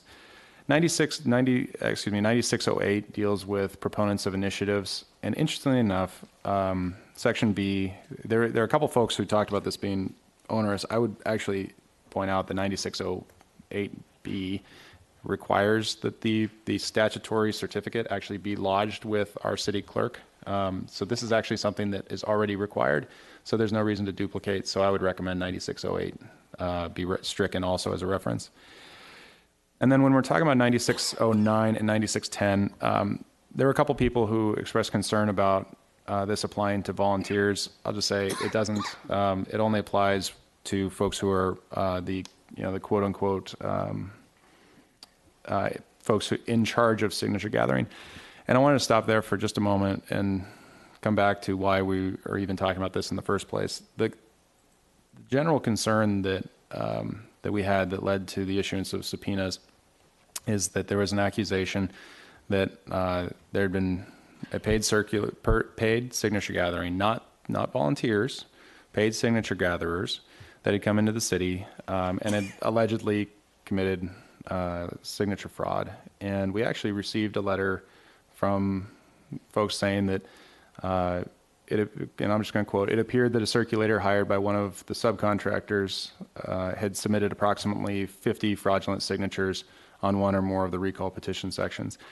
And so when we're looking back at this, I think the staff report says it. We didn't find any violations of municipal code, but that when we issued the subpoenas, we were clear that there were two purposes. One was to make sure of that, and then the second was to make sure that we were really talking about how to make sure we've got the transparency and accountability when it comes to people who are getting paid to come into our city to gather signatures. And fortunately for us, when it comes down to it, admittedly 9609 and 9610, I think it's frankly ambiguous whether it applies to recalls, but to the extent that it doesn't, I mean, a more aggressive approach would be to essentially require the same thing the state code requires of initiatives for recalls as well. I wouldn't propose going that far tonight, but I do propose this, that under 9609 and 9610 that deal with the issue of that require very specific certificates, and actually under 9610, just again for folks who are concerned about volunteers, 9610C specifically says the section shall not apply to unpaid circulators of state or local initiative petitions. Again, it's not focused on any of the volunteers. It's only focused on people coming in with a financial incentive to gather signatures of some kind. And so the last concern that I had also heard from folks was the sections 9608, 9609, and 9610 all have the same language in them, which is failure to comply with this section shall not invalidate any signatures on a state or local initiative petition. I frankly took it as for granted that if that section says it, then our ordinance would be read the same way. But to make sure that folks are very clear that we are not using this as an attempt to invalidate signatures, I would recommend that the ordinance submitted would also include the exact same language from 9609 and 9610. So at the end of the day, what we're really talking about is, again, coming back, transparency, accountability on the issue of people coming into our city for paid signature gathering. And the only additional burden to them will be pressing the copy button once and sending it to our clerk. That's it. Because they already are required under state code to have created these certificates. So Mr. Harp, did I summarize that correctly? You did a wonderful job. Okay.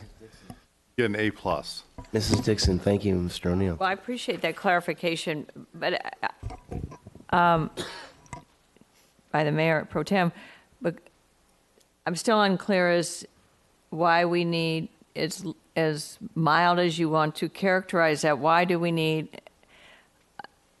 our own special amendment to a state law, elections code, that is applying to all cities and municipalities and governmental units in the state of California? Why does the city of Newport Beach need an additional verification of efficacy in the signature gathering process? But just leaving that out there, I guess I want to step back. If we're considering a matter related to an investigation and subpoenas that were issued in the conduct of that investigation. I, as a council member, have not heard any results of that investigation. We've not had any discussion in open or closed session. and now we have an item amending our municipal code without any really fully understanding. And if there is confidential, if there are matters related to confidentiality in this investigation, which I would respect perhaps, then we should have this discussion in closed session so that we are fully briefed. The last we heard of this in February, that there was an investigation that had to have subpoenas, and the district attorney, I do not believe, has completed their investigation, and we're already amending our municipal code. And I may get there, I just do not understand what we are rushing to do without fully understanding the nature of our investigation, so-called investigation, that I don't know who was a part of it. It's never been disclosed to the full council. Maybe it was just Mr. O'Neill conducting the investigation. I'd just like to know more about it before I can vote on a change to the municipal code and to determine whether it's justified or not. I have no point of view until I understand the nature of the investigation and why we need to add another layer of laws in addition to the election laws of the state of California. Mr. O'Neill. Sure. I mean, I think the staff report lays it out. There was one subpoena issued. There was a response, and if we'd like to disclose all of that I would have no problem with it. There's very little documentation received in response, actually, to the subpoena, and the reason we're not modifying state law at all. State law requires these certificates to be created, and all we're asking is to make sure that we know that paid circulators have complied with the state code. I would think that folks would really want to know that when they're getting asked at grocery stores or at their house, whether the person is actually complying with state code, and this assures them of that. So it's not an amendment to state code. It's all it is amendment to our code, I said. Yeah, you also said it was an amendment to the state code. So it's not an amendment to the state code or adding anything to the state code. In fact, all it's doing is saying you're required to have this document provided over to our city clerk so that folks will know that the circulators are complying with state code already. Of course. Sure. All right. I stand correct. I'm amending our code, obviously, but the state code has served. The state elections code has served well, I presume. I'd like to see data that suggests that it hasn't been. There have been numerous violations to the state elections code, and therefore cities should embark upon their own municipal code changes to strengthen their comfort level with paid petition gatherers. But using your example, if a citizen has a question about the legitimacy of a paid circulator, all they have to do is contact the city clerk and say, is this person legitimate? Or the city clerk could contact the state elections office and determine that. But I just don't understand what we're trying to accomplish. It looks like for one subpoena, for one investigation that nobody knew the content of, for one little bit of information, we're going to amend the code. And I just don't understand the justification and the need for it. I guess I'm repeating myself, but that's where I still am. You haven't convinced me. Thank you. Mr. Avery. Yeah, I have a question for the city clerk. Ilani, what's been the process in the past? So we might have several groups that are professional groups that are circulating petitions within the city. Do you hear from the state as to their complying, any sort of formal notification, or do you have to seek that out? I believe as the election code is written, they're supposed to submit it to their elections official. If it's for a local election, then that would be myself. I have not received any of those certificates. Maybe that's because maybe in prior petitions they haven't used paid signature gatherers. I don't know. So on the face of it, then, this ordinance could at least, you're not having to rely on the state to provide it or send it to you or to call them. They would be compelled to provide the same basic document to you before Correct. being able to go forward. Correct. It's only for the local initiatives. Right. And what would pertaining that to look Newport like? Would that be Beach. one piece of paper for each organization that's gathering petitions? Actually, I am not sure. Does anybody know? 'Cause I I think the general intent of the ordinance is basically kind of like, almost like a sunshine disclosure law to make sure that the people that are out there engaging in the activity know kind of what the rules are, and that there's verification that they know what the rules are. I don't think it's an excessively onerous burden, but there would be multiple pieces of paper because there's different requirements. So there would be multiple pieces of paper, but it's basically just submitting the same forms that they already have to have executed. So I guess my overall thought on it is not overly onerous, and the intent of it is to, basically ensure that everyone knows what the rules are. Obviously, there's been some issues in the past with almost 4 dozen, potentially fraudulent signatures being submitted in regards to one of our local matters. So I think this just helps, tell everybody kind of what the rules are and to help, shed some light on it. Right. I think from the letters I've seen, I think everyone's concern is the last thing we want to do is anything that would suppress signature gathering, or even keep a business from doing business in Newport Beach in that way. So it would be great, I guess, to give people cold comfort exactly what it would look like. Is it 3 pieces of paper? Is it, is there a lot of runaround? Is it just simply filling out a couple sheets and turning them in, and so that's like no time at all. So I don't mean to put anybody on the spot here, but those are my thoughts, and just from my communications with residents. So the first certificate that needs to be signed would be signed by a person. It says, prior to allowing a person to circulate an initiative petition for signatures, the person, company official, or other organizational officer who is in charge of the signature gathering shall execute the form. And so once that's executed, they basically send a copy to the city clerk. That would be a person who was in charge of the signature gatherers. So just one form for that's right. For many. And Brad, it's a paragraph. The form is literally a paragraph. And the second requirement deals with basically the circulator's execution of a form.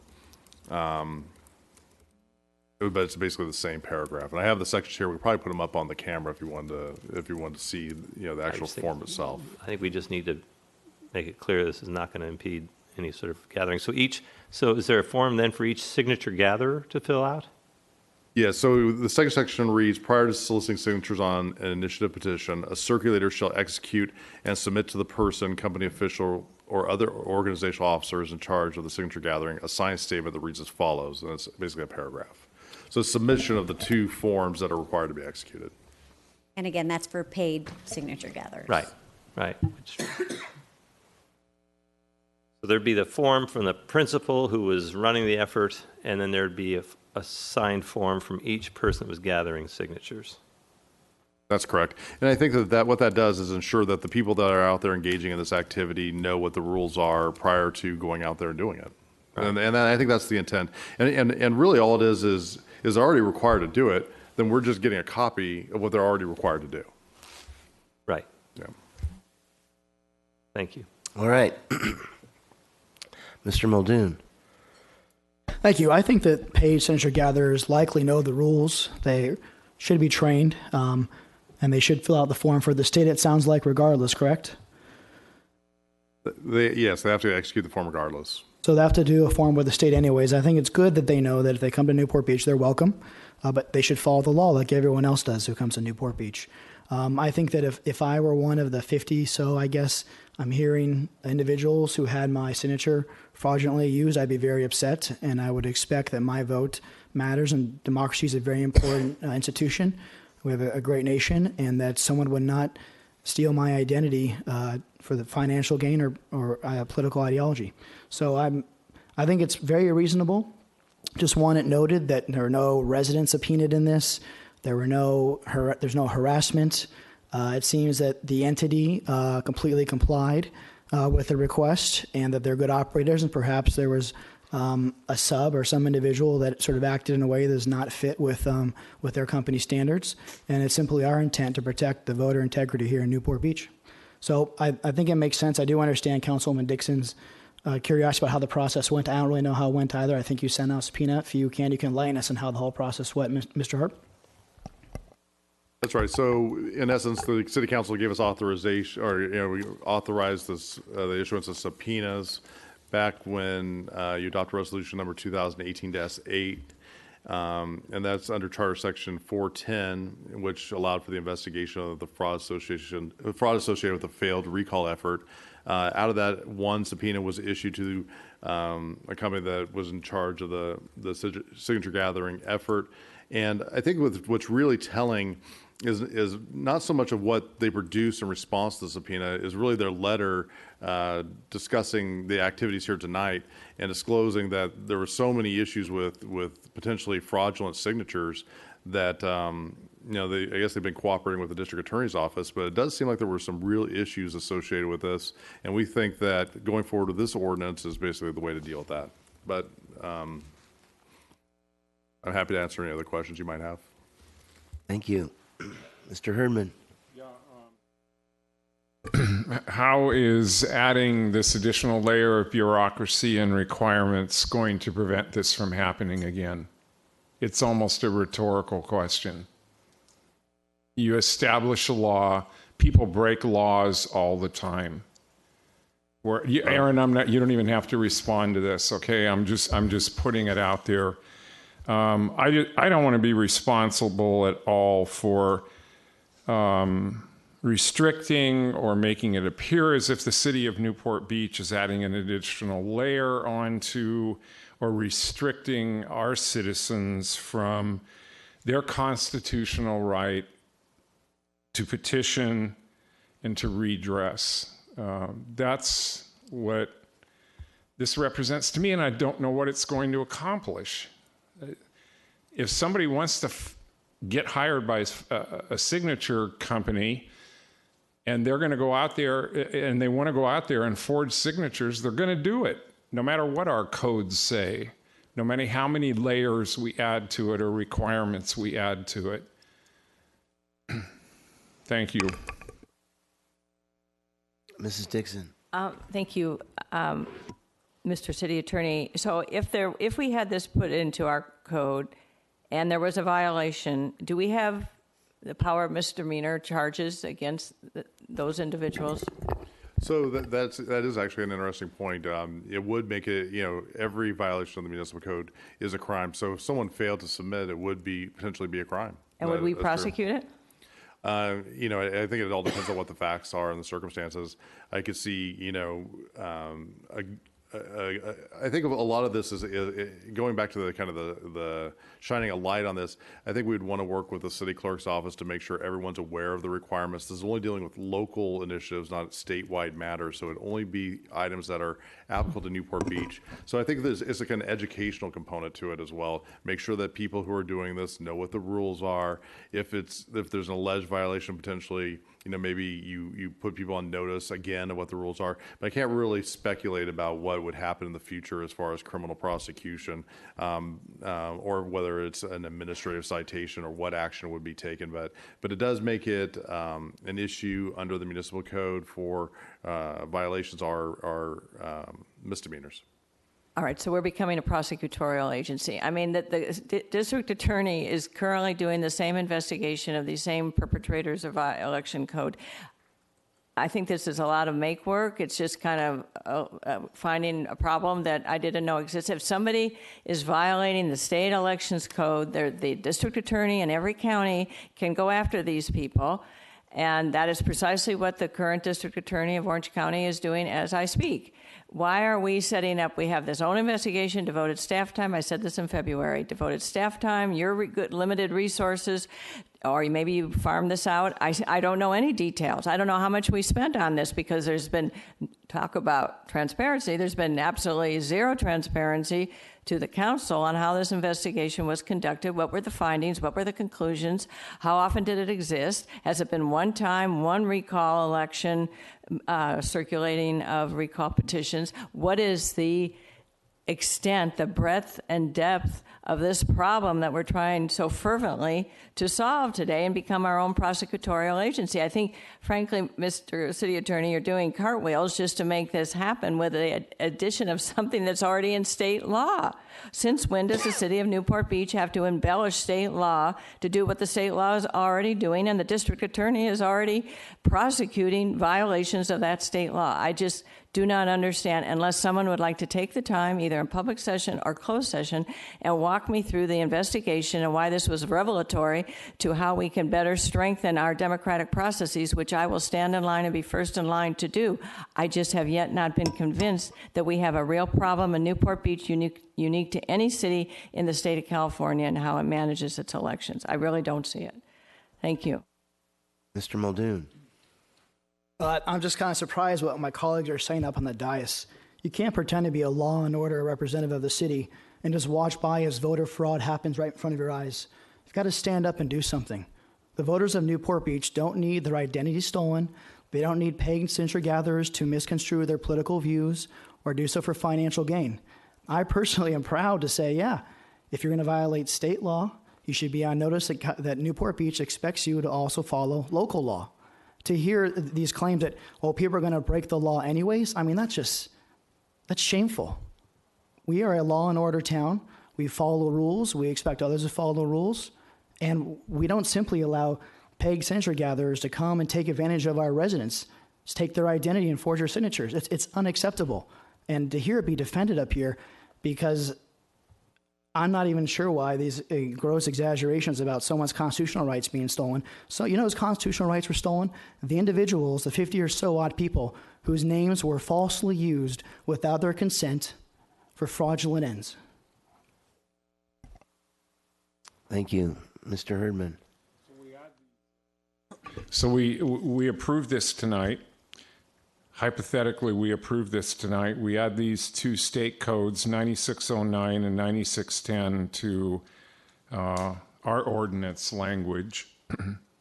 And I believe I heard a few minutes ago that violation of this would be considered a misdemeanor.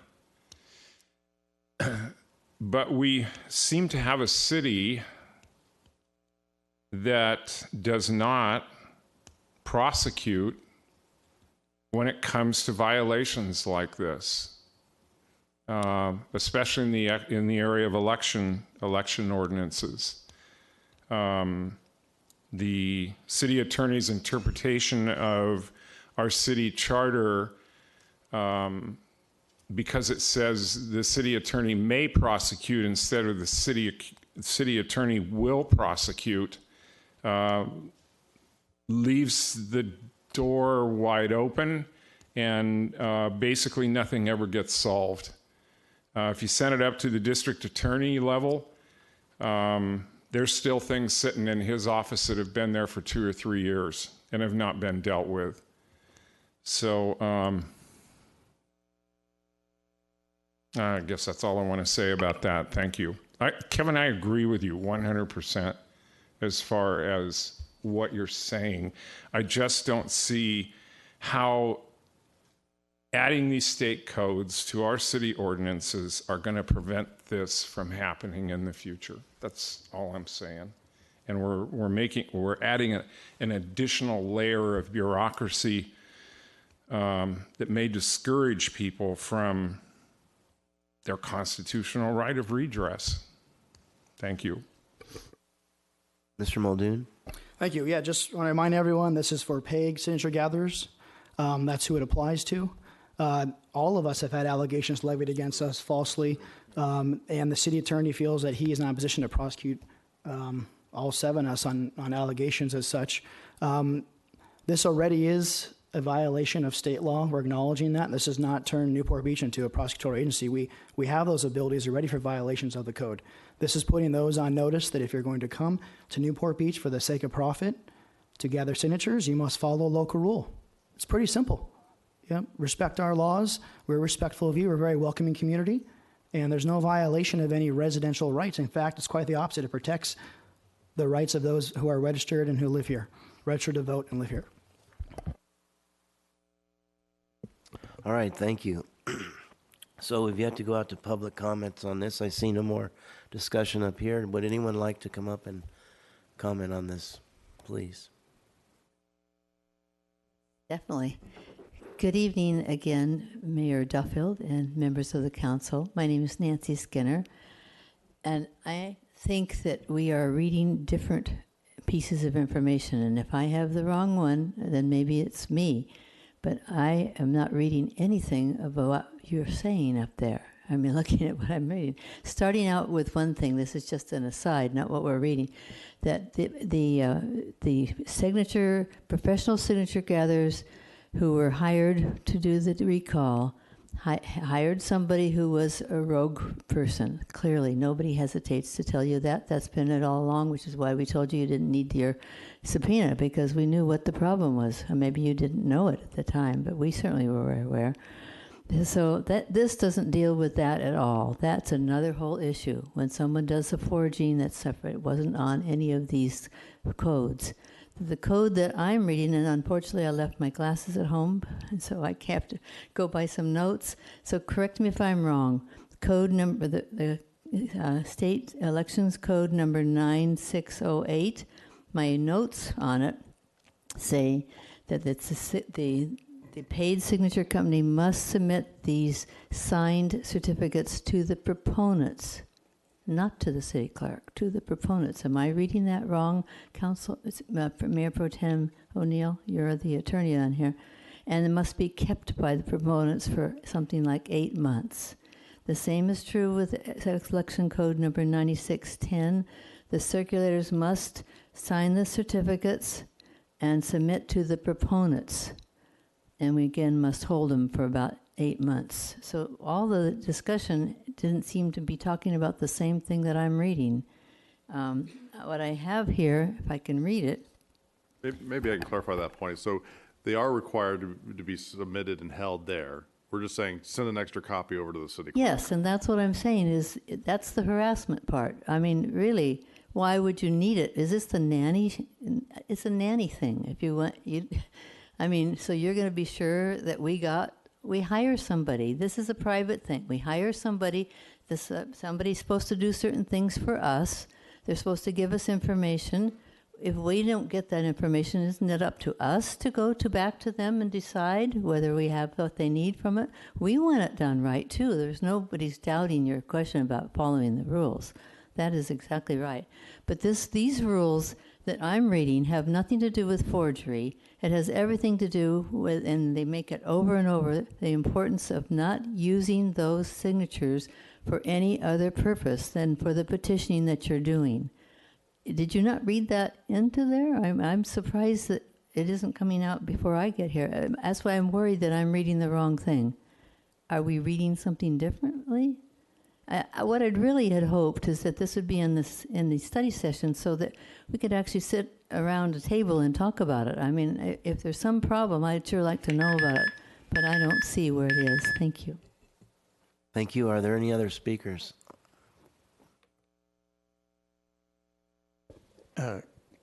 Mayor Duffield and members of the council, my name is Jim Mosier. I think it's important to emphasize what Mrs. Skinner said. It's unfortunate she left her glasses at home, but the section cited here and the function of this ordinance has nothing whatsoever to do with forgery of signatures. The certificates are an acknowledgement by the circulators and the circulating company that they understand the signatures that they collect from people in Newport Beach cannot be used for any other purpose than qualifying the measure. In other words, they can't use them to create a mailing list or sell the names to a marketer or something of that sort, or realize that they have the list of people who might be interested in joining an organization. So it has nothing at all to do with forgery. It wouldn't solve that problem at all. Number two, the vast majority, I think, of the paid circulators that one encounters in Newport Beach outside of a market or a shopping center are circulating petitions for a statewide issue. This will not affect them at all. We have no extra assurance that those paid circulators are not misusing the names, but we have no evidence that anybody is misusing the names. I don't think that the allegation in the staff report is that these certificates were not produced by the circulator of the recall petition. And you must be aware that you got a letter from somebody defending that company. This rule of having to have the certificates and this ordinance applies only to initiatives. It does not apply to a recall petition. It would not apply to a referendum petition like the Museum House matter. So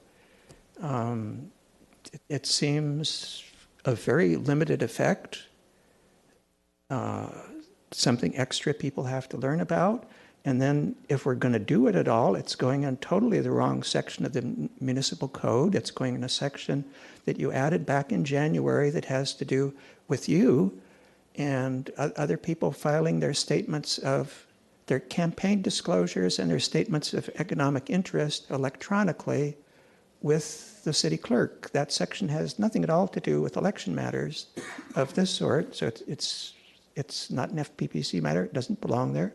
And then finally, one of the actions is to rescind the resolution that you passed about the subpoenas. It's beyond me, since a resolution to be passed has to have special action by the city council, how you can just make it go away without introducing a new resolution to supersede the previous one. So that action doesn't seem valid to me either, just saying, oh, that resolution, we're forgetting it.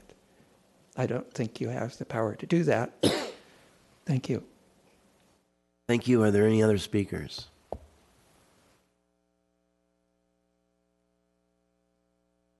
Hi, good evening. My name is Peggy Palmer. I live in Newport Beach, and I'd like to see a resolution for the people that bully the petitioners around the sites of the shopping centers. So if we're going to go to this ridiculous matter, I think we also need to, what's fair for one team should also apply to the other team. Thank you. Thank you.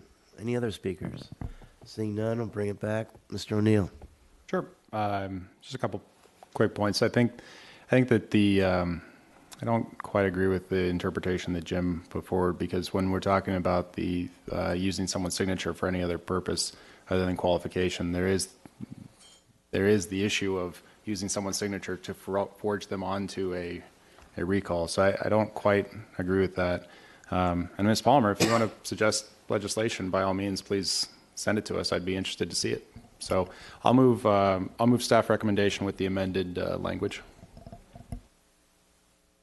There was also one piece about the district attorney's office. Is that also part of the motion? It is. You mean as in sending the information over? Sure. Mr. Muldoon. I'll second. I just want to point out to Ms. Palmer, it already is illegal to do that, and our law enforcement should be responsive. I know also a lot of the landlords will request that behavior stop, and they'll have some enforcement on private property as well. But I'm also willing to work on that, because I don't think anyone should be harassed. I think people should feel safe here and have the rule of law respected in our city. Thank you. Mrs. Dixon. Yes, Mr. Harp, could you clarify what Mrs. Skinner was speaking about, that this is to be, these attestations are to be executed and submitted to the proponents of us? I mean, I'm looking at the state code right here, or 9609 and 9610. So what the state law requires is that after these forms are executed, then it gets submitted to the proponent of the proposed initiative measure. So that's where they send them to. So that's one place they send them to. We're basically saying, and in addition to sending to them, send it to the city clerk. That's what our ordinance here is saying, send it to the city clerk as well. The obligation is on the company, when they execute it, to send it to the proponent, which they have to do, and then send it to the city clerk. Okay, so let me just do a follow-up to that question. So they send it to the city clerk, and then what happens? So if someone determines, has evidence that there has been fraud, or they have a question about the legitimacy of someone at Gelson's Market, then they call the city clerk and say, do you have information on this? Is that what happens? Do we have a process involved here? I mean, this goes to the, Yeah. what are we trying to do, and what is the problem, and how are we proposing to fix it? Yeah, so I think you're absolutely right. So under both of these, the city clerk also gets a copy of it. It basically goes to the fact that these people have received the adequate training and have certified that they've been trained related to these items. But the state already requires that, correct? The state requires it, but if it's being held by the proponent, there's no independent verification. And so it basically sets up an independent verification process that these people have been trained and that they've certified that they'll obey the laws. Okay, so the city of Newport Beach has to have certification that somebody is obeying the city of Newport Beach laws, more importantly, over and above the state of California. Well, these are the policy decisions that are before you this evening, but this only relates to, they're not statewide initiatives. This is for, initiatives that are impacting local city of Newport Beach issues, and we thought this was a reasonable requirement to ensure that the people have been adequately trained, given that some of the issues that arose just recently that are admitted to by the company that was involved in this matter. Okay, I still feel that I don't have enough understanding of the cause and justification. We've not been briefed. We're amending the municipal code. I just would like to have more information, either put this off for further discussion, why we are dealing with this on the dais and having all these questions, and there are some answers that you don't have and we're speculating. I just would like to have more information on this. Thank you. Thank you, Mr. Herdman. And then there's just a few more additional questions. For example, what if the proponents of a local petition or initiative or recall fail to follow through with this in terms of providing the city clerk with his certificates? Where's the responsibility for informing those who wish to circulate a petition that they must do this with the city? You don't have to answer the question now. It's just another unanswered question. We need more time on this. We need answers to questions. Did you want to answer that? I didn't think you wanted me to answer. You don't have to. You don't have to. I'm right. just reinforcing what Councilwoman Dixon is saying. Yeah, I guess the point is I think that, like I said earlier, I think there's an educational component to this. I think you put the proponents of these initiatives on notice of what the rules are, and they're the ones hiring these signature gatherers. So ultimately the proponents of these measures are hiring people to go out and do the signatures, and I think it's protecting their interests as well. The proponents should want to make sure that the people out there gathering signatures on their behalf are complying with the laws, because they end up in situations where they don't have enough signatures because somebody did something that was fraudulent. I would think that this would have universal support, that everybody would want everyone involved to know what the rules are. And so that's kind of what we've pitched here. I didn't think it was an onerous requirement, and I thought Dave Kiff, our office in conjunction with them, did a good job of kind of laying out what that process was. But that's basically what we're trying to do here, is make sure everybody knows what the rules are, and I would think that everyone would be supportive of that. Thank you. Mr. Avery. Well, so I just learned that, of course, that the proponents get this certificate. So why aren't we asking proponents to get it to City Hall, to get to City Clerk? Well, so the proponents get one of the certificates. The company actually holds the other certificate. So there's different requirements under 9609 and 9610. It seems to be that the people executing when the form is executed, to put the requirement there that they basically forward it on within 10 days seem to be the most logical way to deal with it, as opposed to putting the obligation onto the proponent. To put the obligation onto the company that's actually getting the signature. But, that's something that could be modified. I mean, the proponents have the leverage. They're setting it all up. If I was a proponent, it seems to me I would take this stuff, and deliver it to the city, and I'd have a motivation to do that. So it seems to me that might be a simpler, more direct route. And then nothing changes for the firm that's doing the signature gathering. Are you finished? Thank you. Mr. Muldoon. Yeah, perhaps some of the resistance is coming because there's a feeling of defensiveness, but this is what I said last time, and I still feel the same way. Grassroots locals did nothing wrong, felt passionate about the issue. The company apparently has fully complied with us. It seems they've done nothing wrong either.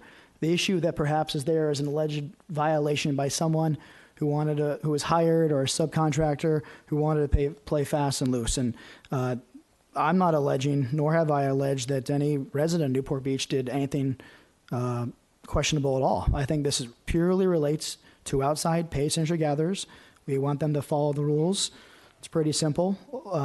Luckily, the company complied with our subpoena. It was the only individual that had, or entity that had to be subpoenaed. No individuals were subpoenaed as far as residents of Newport Beach.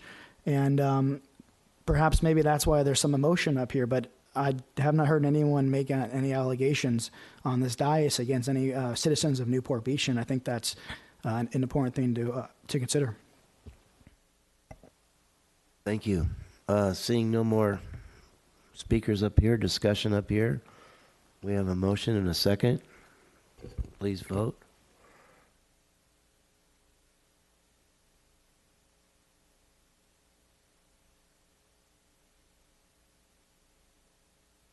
With council members Avery, Dixon, and Herdman voting no, and council member Piotr abstaining, the motion dies. All right. Moving on. Oops. Hang on. So let me make a different motion then. I would move then that we, instead of adding the ordinance, we simply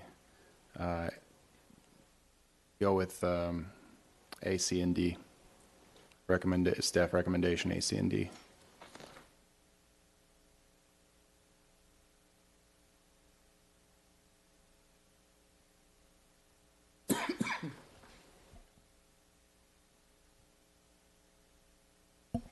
Is there a second? Yeah, I'll second. I don't know who in the right mind would not want people to know that when you come to Newport Beach, you need to follow our laws. But let's just put that aside. And I've seen full compliance from the entity we reached out to. I've seen no bad activity from the citizens of Newport Beach. It seems like there was allegedly someone who was acting outside of the law, potentially in their duties. And for that matter, the investigation is done. I'm sorry there's not more support for our takeaway, which is we want you to follow the laws when it comes to using someone's identity in the city of Newport Beach. But there's also no need to continue the investigation. All right. Seeing no more discussion, let's vote.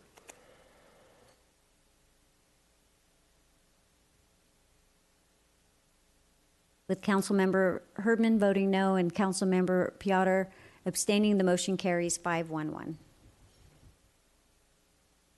All right. Moving on to item number 25, appointments of boards and commissions. Yes, so this is the annual appointments for the boards and commissions. Just to note, we did not receive any applications for the Building and Fire Board of Appeals.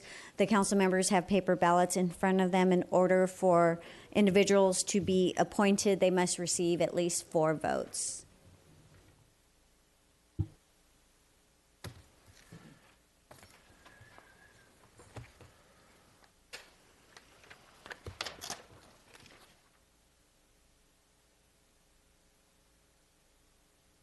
Actually, you can do it. Mayor Duffield, I'd like to, what am I asking to do? Will reconsider my vote? Not quite. So council policy allows council members to change Right after the vote. Change their vote if they Yeah. make a mistaken vote. Yes, I didn't make a mistake. I just didn't understand what I was voting on. I would like to change my last vote to an approval vote. Okay. Okay. So now we'd like to go out to public comments on appointments. Anyone would like to speak? Please come up. On any and all of the appointments.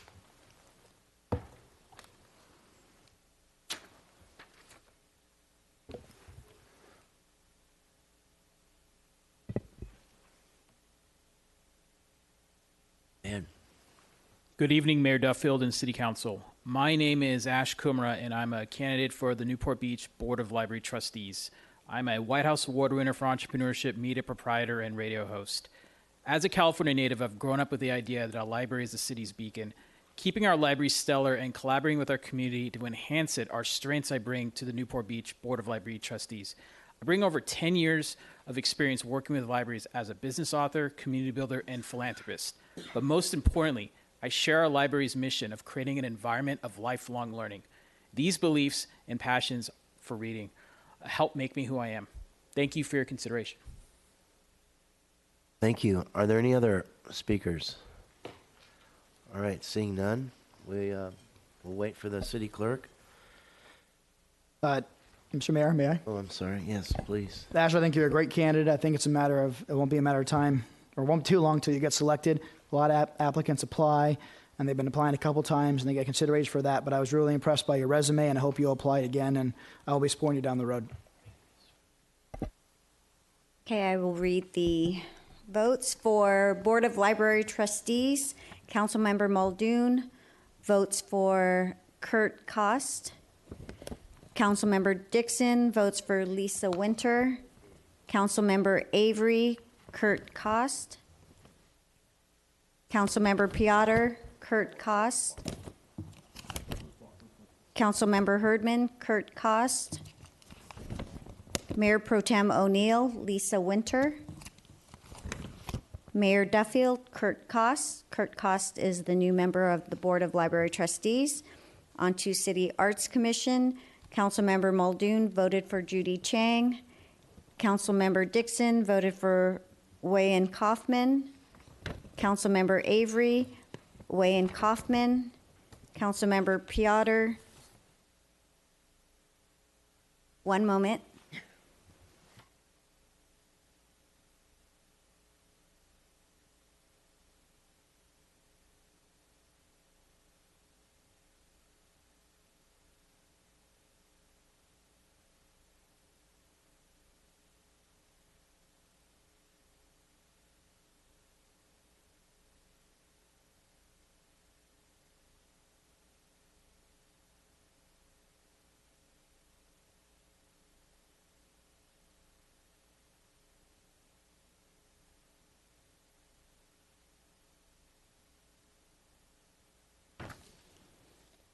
Councilmember Piotr, Wayan Kaufman.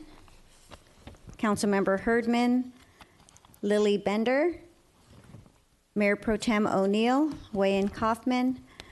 Mayor Duffield, Wayan Kaufman. Wayan Kaufman is the new member on the City Arts Commission. For Civil Service Board, there is only one applicant, and Councilmember Avery, did you want to check that? Okay. Just making sure, and it is Mayor Duffield. Mayor Duffield, did you want to check Sharon Wood? Is that okay. That was unanimous for Sharon Wood. Okay, for Harbor Commission, there are 3. So for Mayor Councilmember Muldoon, his 3 are Ira Beer, William Kenny, and Donald Yon. Councilmember Dixon, Ira Beer, William Kenny, Donald Yon. Councilmember Avery, Ira Beer, William Kenny, Donald Yon. Councilmember Piotr, Ira Beer, William Kenny, Donald Yon. Councilmember Herdman, Ira Beer, William Kenny, Donald Yon. Mayor Pro Tem O'Neill, Ira Beer, William Kenny, Donald Yon, and the same for the mayor. So Ira Beer and William Kenny are reappointed, and Donald Yon is the new member on the Harbor Commission. For PB&R, there are 2 vacancies. Councilmember Muldoon voted for Hassan Archer and Diane Durruti. Councilmember Dixon, Hassan Archer, and Diane Durruti. Councilmember Avery, Hassan Archer, Diane Durruti.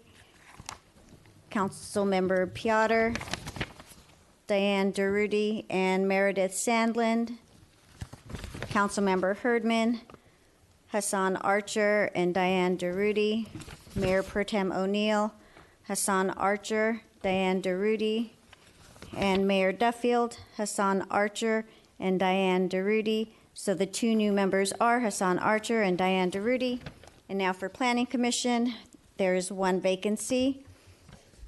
Councilmember Muldoon, Peter Cotting, Councilmember Dixon, Peter Cotting, Councilmember Avery, Peter Cotting, sorry, Councilmember Piotr, Peter Cotting, Councilmember Herdman, Peter Cotting, Councilmember O'Neill, Peter Cotting, and I can't tell which one you marked, Mayor. You scribbled on both. Oh, Which one? sorry. Peter Carding. Okay. Yeah.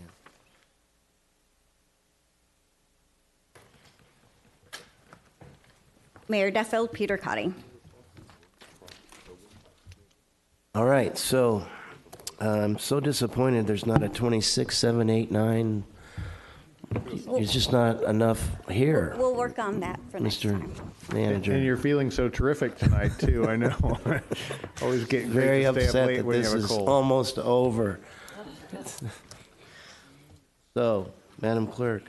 Motion to reconsider the vote on any action taken by the city council at either this meeting or the previous meeting may be made only by one of the council members who voted with the prevailing side. Are there any motions for reconsideration?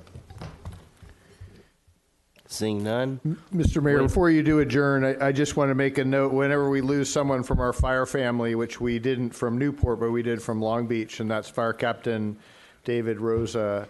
And just a tragic thing happened where he was fighting a fire and was shot and killed. And it just resonates throughout the fire brotherhood and sisterhood. And I just thought it's just appropriate to mention that as we adjourn tonight. Again, not a Newport Beach member, but still a member of the fire family. So Fire Captain David Rosa. All right, thank you. We are adjourned.